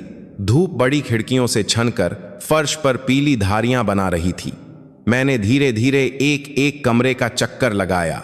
यादें लहरों की तरह उमड़ रही थीं। Living room. एक बार रोहन ने यहां मेज पलट दी थी क्योंकि उसे मेरे हाथ का खाना पसंद नहीं आया था। Study room. वह यहां देर रात तक काम करने का नाटक करता था, जबकि असल में टीना से वीडियो कॉल करता था। बेडरूम। वह नशे में धुत होकर कभी कभी मुझ पर अपनी मर्दानगी का जोर आजमाता था, लेकिन कुछ खूबसूरत पल भी थे। रसोई। मैंने एक बार यहां अपने माता पिता के लिए एक शानदार पार्टी का आयोजन किया था। मार। बालकनी। मैंने यहां दोस्तों के साथ वाइन पीते हुए देर रात तक गपशप की थी। बगीचा। मेरे हाथ से लगाए गुलाब हर साल खिलते थे। अलविदा, मैंने कहा और चुपचाप दरवाजा बंद कर दिया। इस बार मैंने पीछे मुड़कर नहीं देखा। विला के गेट से निकलते समय मेरी मुलाकात रोहन के भाई मोहित से हुई। वह बहुत दुबला पतला लग रहा था। मुझे देखते ही वह चौंक गया, फिर जल्दी से मेरे पास आया। भाभी जी। नहीं, अनन्या जी। वह हकलाया। क्या आप मुझे कुछ पैसे उधार दे सकती हैं? भाई जेल चला गया, मेरी गर्लफ्रेंड के घर वालों ने रिश्ता तोड़ दिया और माँ हाई ब्लड प्रेशर की वजह से अस्पताल में भर्ती हैं। मुझे अपने कानों पर विश्वास नहीं हुआ। क्या उस परिवार में अभी भी मुझसे पैसे मांगने की हिम्मत बची थी? मोहित जी, मैंने शांत भाव से कहा, क्या आप जानते हैं कि आपके भाई ने मेरे जाली दस्तखत करके विला को गिरवी रखने की कोशिश की थी, सिर्फ आपके नए घर के लिए? उसका चेहरा बदल गया।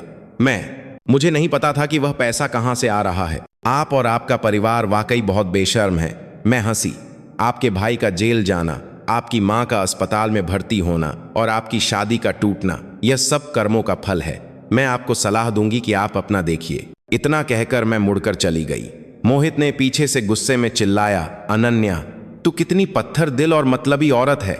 मेरे भाई की तो आंखें ही अंधी थीं जो तुझ जैसी से शादी की। मैंने पीछे मुड़कर नहीं देखा, बस हाथ हिला दिया जैसे एक आखिरी विदाई हो। फ्लैट पर लौटकर मैंने अपना आखिरी सामान पैक करना शुरू कर दिया। सिंगापुर की कंपनी के एचआर विभाग ने मुझे ज्वाइनिंग की जानकारी और घर खोजने के टिप्स भेज दिए थे। एमा ने भी ध्यान से जरूरी सामान की एक सूची बना दी थी। एक नई जिंदगी मुझे बुला रही थी, उज्जवल और उम्मीदों से भरी। उस रात मां ने वीडियो कॉल किया। पापा बगल में बैठकर तरह तरह के सवाल पूछ रहे थे। वे जिद कर रहे थे कि वे मुझे सिंगापुर तक छोड़ने आएंगे, लेकिन मैंने मना कर दिया। मां, पापा, मैं अब बच्ची नहीं हूं, मैंने हंसते हुए कहा, और सिंगापुर कितनी अच्छी जगह है, चिंता की कोई बात नहीं है। तू हमेशा हमारी बेटी ही रहेगी। मां ने अपने आंसू पोंछे। इस बार इतनी दूर जा रही है, अपना बहुत ख्याल रखना। रखूंगी, मैंने उसे प्यार से समझाया। और आजकल यातायात कितना सुविधाजनक है, आप लोग जब चाहें मुझसे मिलने आ सकते हैं। फोन काटने के बाद मैं खिड़की के पास खड़ी होकर उस शहर को देखने लगी जिसमें मैंने लगभग 10 साल बिताए थे। जगमगाती रोशनी के नीचे न जाने कितने सुख दुख चल रहे होंगे। मेरी कहानी भी उनमें से एक थी। फोन फिर बजा। अदिति का था। अनन्या, अभी अभी अदालत से खबर मिली है। उस रोहन ने अपना गुनाह कबूल कर लिया है। सरकारी वकील ने 3 साल की सजा की मांग की है। उसने अपने वकील के जरिए तुमसे आखिरी बार मिलने की इच्छा जताई है। नहीं मिलूंगी, मैंने दृढ़ता से कहा। मेरे और उसके बीच अब कहने को कुछ नहीं बचा। मुझे पता था। अदिति हंसी। फ्लाइट का टिकट बुक कर लिया? मैं एयरपोर्ट छोड़ने आऊं? कल दोपहर 3 बजे की फ्लाइट है। छोड़ने की जरूरत नहीं। तू जानती है मुझे विदाई बिल्कुल पसंद नहीं। अपना ख्याल रखना। अचानक अदिति की आवाज भर्रा गई। फोन करती रहना और नया बॉयफ्रेंड मिलने पर दोस्त को भूल मत जाना। ऐसा कभी हो सकता है क्या? तू मेरी सबसे अच्छी दोस्त है। मेरी नाक में हल्की जलन हुई।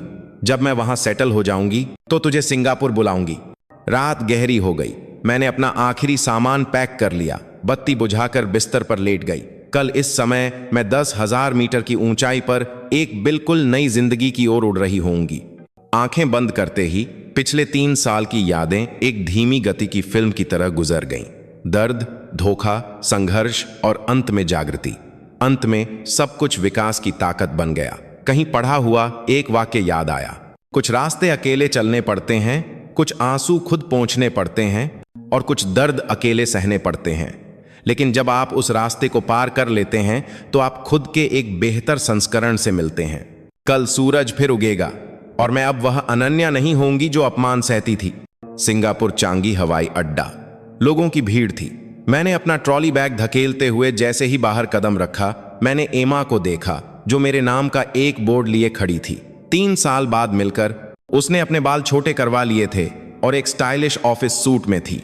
वह लंदन के दिनों से कहीं ज्यादा तेज तर्रार लग रही थी। अनन्या, वह दौड़कर आई और मुझे कसकर गले लगा लिया। तुम्हारी नई जिंदगी में तुम्हारा स्वागत है। एमा ने मुझे कंपनी के पास एक अपार्टमेंट में सेटल होने में मदद की और मुझे पारंपरिक बाग कुत्ते खिलाया। खाने की मेज पर उसने सावधानी से मेरे तलाक के बारे में पूछा। मैंने संक्षेप में सब कुछ बता दिया। हे भगवान, उस कमीने को तो जेल में ही सड़ना चाहिए। मैंने हंसते हुए सिर हिलाया। जो बीत गया सो बीत गया। अब मैं सिर्फ आगे देखना चाहती हूँ। नई नौकरी चुनौतीपूर्ण थी लेकिन बहुत दिलचस्प भी। एशिया प्रशांत क्षेत्र की मार्केटिंग हेड के रूप में मैं कई देशों में ब्रांड प्रमोशन के लिए जिम्मेदार थी। व्यस्त दिनचर्या ने मुझे अतीत में डूबने का मौका ही नहीं दिया। हर दिन उपयोगी और सार्थक बीत रहा था। 1 महीने बाद मुझे वकील साहब से एक ईमेल मिला। रोहन को जालसाजी और धोखाधड़ी के लिए 3 साल की जेल की सजा हुई थी। साथ ही अदालत ने तलाक के फैसले को लागू कर दिया था। रोहन के नाम की जमा राशि मेरे खाते में ट्रांसफर कर दी गई थी। टीना को भी कुछ राशि वापस करने का आदेश दिया गया था। ईमेल के साथ एक राष्ट्रीय समाचार पत्र के सामाजिक पृष्ठ का स्क्रीनशॉट संलग्न था जिसका शीर्षक था, पति द्वारा रजिस्ट्री में जालसाजी, पत्नी का दृढ़ संकल्प और तलाक। तस्वीर में रोहन पत्रकारों से घिरा हुआ बहुत दयनीय लग रहा था। मैंने शांति से ईमेल बंद कर दिया। मेरे मन में कोई हलचल नहीं हुई। सप्ताहांत में मैंने कंपनी द्वारा आयोजित एक मरीना बे यॉट पार्टी में भाग लिया। सिंगापुर नदी के किनारे की रात की रोशनी शानदार थी। सहकर्मी खुशी खुशी जाम टकरा रहे थे। मार्केटिंग डायरेक्टर जैक्सन शैंपेन का गिलास लेकर मेरे पास आया। लिन, मैंने सुना है कि आप कोरिया में एक उच्च पद छोड़कर सिंगापुर आई हैं। आप बहुत बहादुर हैं। मैंने मुस्कुराते हुए कुछ नहीं कहा। वह क्या जाने कि मैं करियर के लिए नहीं बल्कि एक ऐसे अतीत से बचने के लिए यहाँ आई हूँ जिसे मैं याद नहीं करना चाहती। 3 महीने बीत गए और मैं सिंगापुर की जीवन शैली में पूरी तरह से ढल गई। काम पटरी पर आ गया था और मैंने कुछ नए दोस्त भी बना लिए थे। कभी कभी मैं इंस्टाग्राम पर सिंगापुर के भोजन और दृश्यों की तस्वीरें पोस्ट करती थी। अदिति हमेशा सबसे पहले लाइक और कमेंट करती थी। जल कर राख हो रही हूं। एक सामान्य मंगलवार की सुबह जब मैं तिमाही रिपोर्ट तैयार कर रही थी, अचानक एक फोन आया। कोरिया के क्षेत्र कोड वाला एक अनजान नंबर था। हेलो, मैंने कुछ पल हिचकिचाकर फोन उठाया। क्या आप अनन्या जी बोल रही हैं? एक महिला की कमजोर आवाज आई। मैं रोहन की मां बोल रही हूं। मैं लगभग फोन ही गिरा देती। सासू मां, उन्हें मेरा नया नंबर कैसे मिला? क्या काम है? मैंने ठंडे स्वर में पूछा। अनन्या, उसकी आवाज भर्रा गई। मुझसे गलती हो गई। पुरानी सारी बातें मेरी गलती थीं। क्या तुम हमारे रोहन को माफ नहीं कर सकती? वह जेल में 2 बार बीमार पड़ चुका है। डॉक्टर कहते हैं कि अगर ऐसा ही चलता रहा तो देखिए, मैंने उसकी बात काट दी। पहली बात, आप मेरी मां नहीं हैं। दूसरी बात, रोहन का जेल जाना उसके अपने कर्मों का फल है। और आखिरी बात, कृपया मुझे दोबारा फोन मत कीजिएगा। तुम इतनी पत्थर दिल कैसे हो सकती हो? उसकी आवाज अचानक तीखी हो गई। एक दिन का पति भी 100 दिन का होता है। रोहन फिर भी तुम्हारा पति था। तुम उसे जेल में मरते हुए कैसे देख सकती हो? अगर वह सच में बीमार है तो जेल में चिकित्सा की सुविधा होगी, मैंने शांत भाव से कहा। और मेरा वकील आपको परेशान करने के लिए एक आधिकारिक चेतावनी पत्र भेजेगा। फोन काटने के बाद मैंने तुरंत वकील साहब से संपर्क किया। वह भी हैरान थे कि सासू मां को मेरा नंबर कैसे मिला, और उन्होंने स्रोत का पता लगाकर कानूनी कार्रवाई करने का वादा किया। यह घटना एक शांत झील में फेंके गए छोटे से पत्थर की तरह थी, जिसने एक पल के लिए हलचल मचाई और फिर सब शांत हो गया। 2 हफ्ते बाद मुझे लिंक्डइन पर एक अनजान संदेश मिला। नमस्ते सुश्री अनन्या, मैं एक्स ग्रुप की HR हेड जिया बोल रही हूं। मैंने सुना है कि आप सिंगापुर में बहुत सफल हैं। मैं आपसे संपर्क करने की हिम्मत कर रही हूं। हम वर्तमान में अंतर्राष्ट्रीय अनुभव वाले एक मार्केटिंग डायरेक्टर की तलाश में हैं। क्या आप कोरिया वापस आकर काम करने में रुचि रखती हैं? एक्स ग्रुप कोरिया का एक औद्योगिक दिग्गज था। मार्केटिंग डायरेक्टर का पद हमेशा से मेरा सपना था, लेकिन वापस कोरिया जाना, मैं अभी उस दर्दनाक यादों से भरी जगह का सामना करने के लिए तैयार नहीं थी। मैंने विनम्रता से जवाब दिया, मैं वर्तमान में अपने काम से बहुत संतुष्ट हूं और फिलहाल नौकरी बदलने की कोई योजना नहीं है। जिया ने तुरंत जवाब दिया, मैं समझती हूं, लेकिन यह एक दुर्लभ अवसर है। 2 करोड़ का वार्षिक वेतन, स्टॉक विकल्प और सीधे CEO को रिपोर्टिंग। अगर आपका मन बदले तो कृपया संपर्क करें। 2 करोड़ का वेतन, यह मेरे वर्तमान वेतन का 2 गुना था। मैं उस संदेश को देर तक देखती रही और अंत में उसे डिलीट नहीं किया। समय तेजी से बीता और मुझे सिंगापुर में आए हुए आधा साल हो गया। इस दौरान मेरी टीम ने 2 बड़े क्लाइंट्स के साथ सफलतापूर्वक अनुबंध किया। CEO ने साल के अंत की बैठक में विशेष रूप से मेरा नाम लेकर मेरी प्रशंसा की। एमा ने कहा कि मैं सबसे तेजी से ढलने वाली विदेशी कर्मचारी हूं और मुझे स्थायी निवास के लिए आवेदन करने के लिए प्रोत्साहित किया। लेकिन कोरिया वापस जाने का प्रस्ताव मेरे दिमाग में घूमता रहा, नौकरी के लालच में नहीं, बल्कि इसलिए कि मुझे अचानक एहसास हुआ कि मैं भाग रही हूं। मैं उस जगह से भाग रही हूं जहां रोहन था, जहां दर्दनाक यादें थीं। मैं उस कमजोर अनन्या से भाग रही थी जो मैं हुआ करती थी। एक सप्ताहांत मैं अकेले सेंटोसा द्वीप गई। सफेद रेत पर बैठकर नीले समुद्र को देखते हुए मुझे अचानक एहसास हुआ, सच्चा भूलना भागना नहीं है, बल्कि सामना करने की क्षमता होने के बावजूद पीछे मुड़कर न देखने का चुनाव करना है। उस रात मैंने जिया को ईमेल भेजकर आगे बात करने की इच्छा व्यक्त की।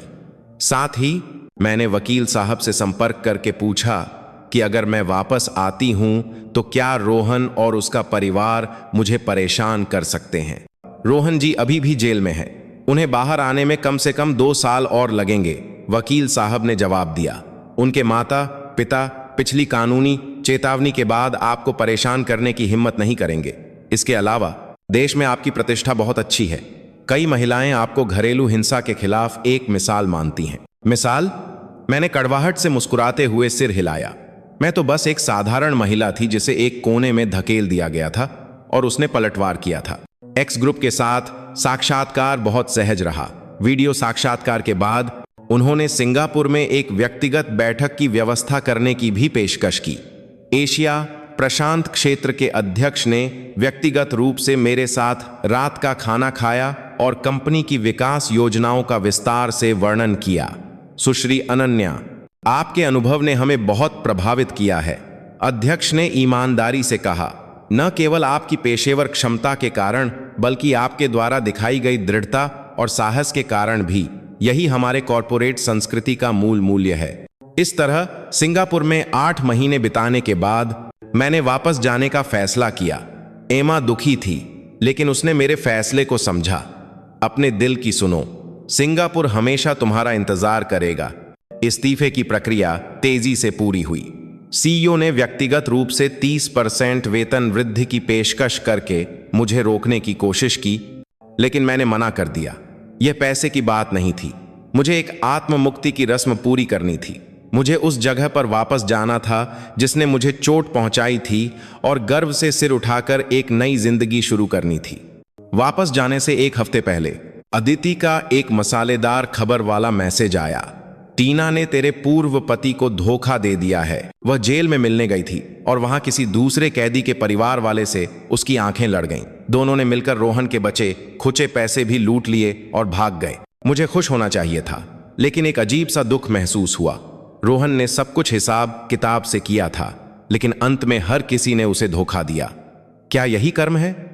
विमान ने इंचियोन हवाई अड्डे पर लैंड किया। अक्टूबर का महीना था, शरद ऋतु के बीच। खिड़की के बाहर मैंने नीला आसमान और पीले पड़े गिंको के पेड़ देखे। यह लुभावनी रूप से सुंदर था। सामान लेते समय मेरा फोन बजा। जिया का एक स्वागत संदेश था। संदेश के अंत में एक और वाक्य था, ओह, कल शाम कंपनी में एक स्वागत पार्टी है। सीईओ इस अवसर पर आपको टीम से मिलवाना चाहते हैं। क्या आप ठीक रहेंगी? मैंने पुष्टि का जवाब भेजा और एक गहरी सांस ली। ट्रॉली को धकेलते हुए मैं बाहर निकली।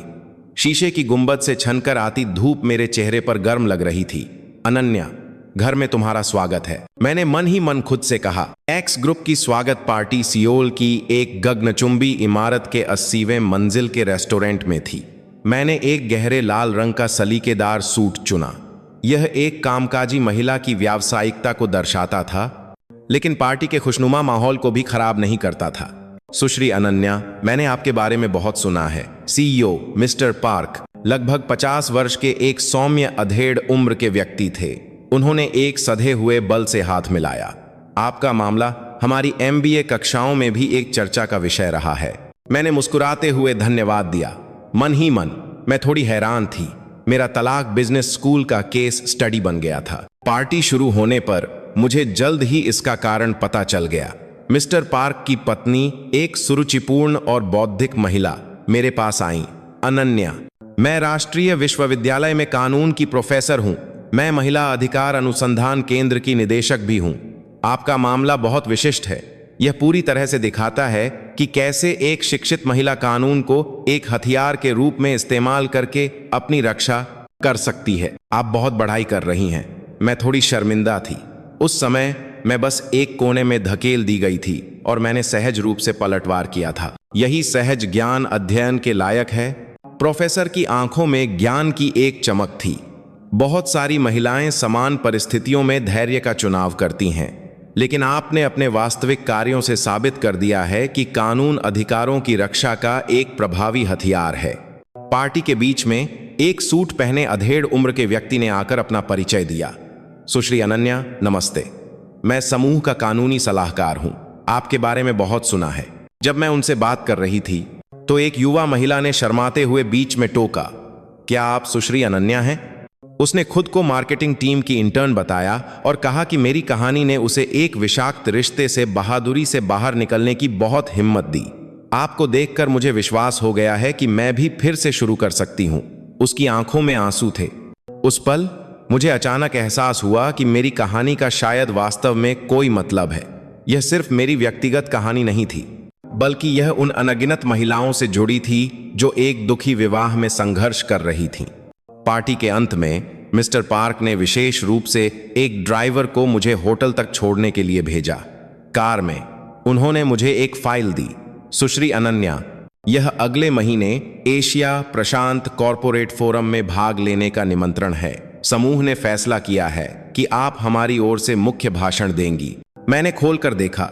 यह उद्योग का एक शीर्ष मंच था। पिछले वर्षों में केवल उपाध्यक्ष स्तर से ऊपर के लोगों को ही भाग लेने की योग्यता थी। यह मेरा अनुभव अभी कम है। विनम्र होने की जरूरत नहीं है, मिस्टर पार्क हंसे। सिंगापुर में आपकी उपलब्धियों को सबने सराहा है। इसके अलावा उन्होंने एक सार्थक ढंग से कहा, आपका व्यक्तिगत अनुभव इस मंच के विषय के साथ बहुत अच्छी तरह से मेल खाता है। परिवर्तन के युग में नेतृत्व का पुनर्निर्माण। होटल लौटकर मैं करवटें बदलती रही और सो नहीं पाई। खिड़की के बाहर सियोल की जगमगाती रात थी। सिंगापुर से एक अलग तरह की भव्यता। सिर्फ एक साल में मेरी जिंदगी जमीन आसमान बदल गई थी। एक अपमानित पत्नी से एक बहुराष्ट्रीय कंपनी की वरिष्ठ अधिकारी तक, एक अपमान सहने वाली महिला से दूसरों को प्रेरित करने वाली एक मिसाल तक। फोन बजा। अदिति का व्हाट्सएप मैसेज था, कैसा रहा? वापसी का पहला दिन? सब ठीक है, कल समय हो तो मिलते हैं। मैंने एक खिलखिलाते इमोजी के साथ जवाब दिया, बिल्कुल, तुझसे कहने को बहुत कुछ है। अगले दिन दोपहर में मैं और अदिति एक शांत कैफे में मिले। मिलते ही उसने मुझे कसकर गले लगा लिया। वाह सुश्री डायरेक्टर, यह करिश्मा तो 100 मीटर दूर से ही महसूस हो रहा है। मैंने हंसते हुए उसे हल्के से मारा। रहने दे, अपनी बता, लॉ फर्म में पार्टनर बनने की दौड़ का क्या हुआ? पूछ मत। अदिति ने हाथ हिलाया। बूढ़े लोग अभी भी कहते हैं कि मैं बहुत छोटी हूं, लेकिन उसने रहस्यमय ढंग से अपनी आवाज धीमी की। मैंने अभी एक बड़ा केस उठाया है। रोहन की मां ने टीना के खिलाफ संपत्ति वापसी का मुकदमा किया है। क्या? मैं लगभग कॉफी थूक ही देती। यह कौन सा नया नाटक शुरू हो गया? पता चला कि सासू मां ने यह दावा करते हुए कि टीना ने रोहन के पैसे ठगे हैं, कुल 8 करोड़ रुपए की संपत्ति वापसी की मांग की थी। टीना का दावा था कि यह उसकी जवानी का मुआवजा था। कहा जाता है कि दोनों महिलाओं ने अदालत में खूब हंगामा किया। अदिति ने उत्साह से बताया। सासू मां टीना को लोमड़ी जैसी औरत कह रही थीं और टीना पलटकर उन्हें बेटे की गलत परवरिश करने का ताना दे रही थी। जज भी देखकर हैरान थे। मैंने सिर हिलाया। मैं इस हास्यप्रद कहानी को और नहीं सुनना चाहती थी। रोहन और उसकी अस्त व्यस्त जिंदगी से अब मेरा कोई लेना देना नहीं था। अरे, अदिति अचानक गंभीर हो गई। मुझे तुझे कुछ बताना है। रोहन अच्छे आचरण के कारण अपनी सजा में कमी पा सकता है और शायद 6 महीने पहले रिहा हो जाए। मेरा दिल डूब गया। कब? शायद अगले महीने। अदिति ने चिंता से मुझे देखा। क्या इससे तेरे वापस आकर काम करने के फैसले पर कोई असर पड़ेगा? मैंने कुछ देर सोचा, फिर सिर हिलाया। नहीं, सियोल इतना बड़ा है, हम आसानी से नहीं टकराएंगे। और अब की अनन्या वह नहीं है जो किसी से दब जाए। यही तो मेरी अनन्या है। अदिति ने अपना गिलास उठाया। चीयर्स, एक नई जिंदगी के नाम। अगले कुछ दिन व्यस्तता में बीते। मैंने औपचारिक रूप से मार्केटिंग टीम को संभाला और अपनी टीम बनाना शुरू कर दिया। एशिया प्रशांत कॉरपोरेट फोरम का भाषण बार बार संशोधित किया गया। फोरम के दिन मैंने एक custom made royal blue suit चुना। यह पेशेवर था, लेकिन स्त्रीत्व को भी नहीं खोता था। शीशे के सामने खड़ी होकर मैं उस महिला को लगभग पहचान नहीं पा रही थी। आत्मविश्वास से भरपूर, गरिमापूर्ण और आंखों में दृढ़ता। और अब संकट में नेतृत्व का पुनर्निर्माण विषय पर हम एक्स ग्रुप की मार्केटिंग हेड सुश्री अनन्या को आमंत्रित करते हैं। तालियों की गड़गड़ाहट के साथ मैं मंच पर चढ़ी। मंच की रोशनी के नीचे मैं दर्शकों के चेहरे ठीक से नहीं देख पा रही थी, लेकिन इससे मुझे और भी सहज महसूस हुआ। 1 साल पहले मैं अपनी जिंदगी के सबसे बड़े संकट में थी। मेरी आवाज स्पष्ट और दृढ़ थी। मेरा विवाह टूट गया था, मेरा विश्वास बिखर गया था और मेरे आत्म मूल्य को पूरी तरह से नकार दिया गया था। मैंने साझा किया कि कैसे मैंने उस संकट में खुद को फिर से पाया, कैसे मैंने दर्द को विकास की ताकत में बदला। भाषण के अंत में मैंने कहा, सच्चा नेतृत्व दूसरों को नियंत्रित करने में नहीं है, बल्कि अपने जीवन को नियंत्रित करने में है। जब हम अपने सबसे गहरे डर का सामना करने का साहस करते हैं, तब हम अपनी सबसे बड़ी ताकत को खोजते हैं। धन्यवाद। पूरा हॉल खड़े होकर तालियां बजा रहा था। बाद में उपस्थित लोग अपने बिजनेस कार्ड बदलने के लिए मेरे चारों ओर जमा हो गए। उनमें उद्योग के कई दिग्गज भी थे। मिस्टर पार्क ने दूर से मुझे अंगूठा दिखाया। उनके चेहरे पर एक खजाना खोजने जैसी खुशी थी। कंपनी लौटते समय मुझे एक अनजान नंबर से एक मैसेज मिला। अनन्या, मैं जेल से बाहर आ गया हूं। सुना है तुम आजकल बहुत अच्छा कर रही हो। बधाई हो। क्या हम एक बार मिल सकते हैं? मुझे तुमसे बहुत कुछ कहना है। यह रोहन था। मेरी उंगलियां स्क्रीन पर कुछ देर रुकीं। फिर मैंने आखिरकार मैसेज डिलीट कर दिया और नंबर ब्लॉक कर दिया। जो रास्ता पीछे छूट गया है उसे मुड़कर देखने की जरूरत नहीं है, और जो लोग छूट गए हैं उनसे दोबारा मिलने की जरूरत नहीं है। एशिया प्रशांत कॉरपोरेट फोरम में मेरे भाषण का वीडियो इंटरनेट पर वायरल हो गया और मेरे लिए कुछ अप्रत्याशित अवसर लेकर आया। पहले कुछ आर्थिक पत्रिकाओं से साक्षात्कार के अनुरोध आए, फिर एक टीवी आर्थिक कार्यक्रम में अतिथि के रूप में आने का प्रस्ताव। अंत में एक प्रकाशन गृह ने मुझसे महिला नेतृत्व पर एक किताब लिखने के लिए संपर्क किया। मैम, अब आप कंपनी की स्टार बन गई हैं, मेरी युवा सचिव ने हंसते हुए कहा। रिसेप्शन वाले बता रहे थे कि आजकल प्रशंसक अक्सर फूल भेजते हैं। मैंने सिर हिलाते हुए रिसेप्शन को निर्देश दिया कि भविष्य में अज्ञात स्रोतों से आए सभी उपहारों को अस्वीकार कर दें। प्रसिद्धि एक दोधारी तलवार है, यह मैं जानती थी। एक शुक्रवार की दोपहर जब मैं तिमाही रिपोर्ट की समीक्षा कर रही थी, जिया ने दरवाजा खटखटाया। अनन्या मैम, अगला महीना अंतर्राष्ट्रीय महिला दिवस है। महिला संघ ने आपको एक सफल महिला प्रतिनिधि के रूप में एक उच्च स्तरीय मंच पर भाषण देने के लिए आमंत्रित किया है। सीईओ ने मंजूरी दे दी है, एक नजर डाल लीजिए। मैंने सोने की परत चढ़ा हुआ निमंत्रण पत्र लिया। उस पर नए युग में महिलाओं का विकास और सशक्तिकरण शब्द स्पष्ट रूप से छपे थे। आमंत्रित वक्ताओं की सूची में प्रसिद्ध उद्यमी, विद्वान और कलाकार शामिल थे। मेरा नाम भी उनमें था। यह स्तर थोड़ा ज्यादा नहीं है? मैं थोड़ी चिंतित थी। विनम्र होने की जरूरत नहीं है। जिया ने मेरा कंधा थपथपाया। मैम, क्या आप जानती हैं कि आजकल लोग आपको इंटरनेट पर क्या कहते हैं? पलटवार की रानी, आधुनिक झांसी की रानी। आपकी कहानी ने इतनी सारी महिलाओं को प्रेरित किया है। उस रात मैंने अपने माता पिता को वीडियो कॉल करके यह खुशखबरी दी। मेरी मां भावुक होकर लगातार आंसू पोंछ रही थीं और मेरे पिता ने गर्व से कहा कि वह सभी रिश्तेदारों को टीवी पर लाइव प्रसारण देखने के लिए कहेंगे। अनन्या, मां ने अचानक अपनी आवाज धीमी की। वह रोहन कुछ दिन पहले हमारे घर आया था। मेरी मुस्कान जम गई। वहां क्यों? कह रहा था कि माफी मांगने आया है। मेरे पिता ने बात आगे बढ़ाई। मैंने देखा बहुत दुबला हो गया था और बहुत विनम्रता से बात कर रहा था। कह रहा था कि उसने गलती की है, तुमसे माफी की उम्मीद नहीं करता, लेकिन बस भरपाई का एक मौका चाहता है। मां, पापा, आपने उसे मेरा फोन नंबर तो नहीं दिया ना? बिल्कुल नहीं, मां ने जल्दी से कहा। तेरे पापा तो झाड़ू लेकर उसे भगाने वाले थे।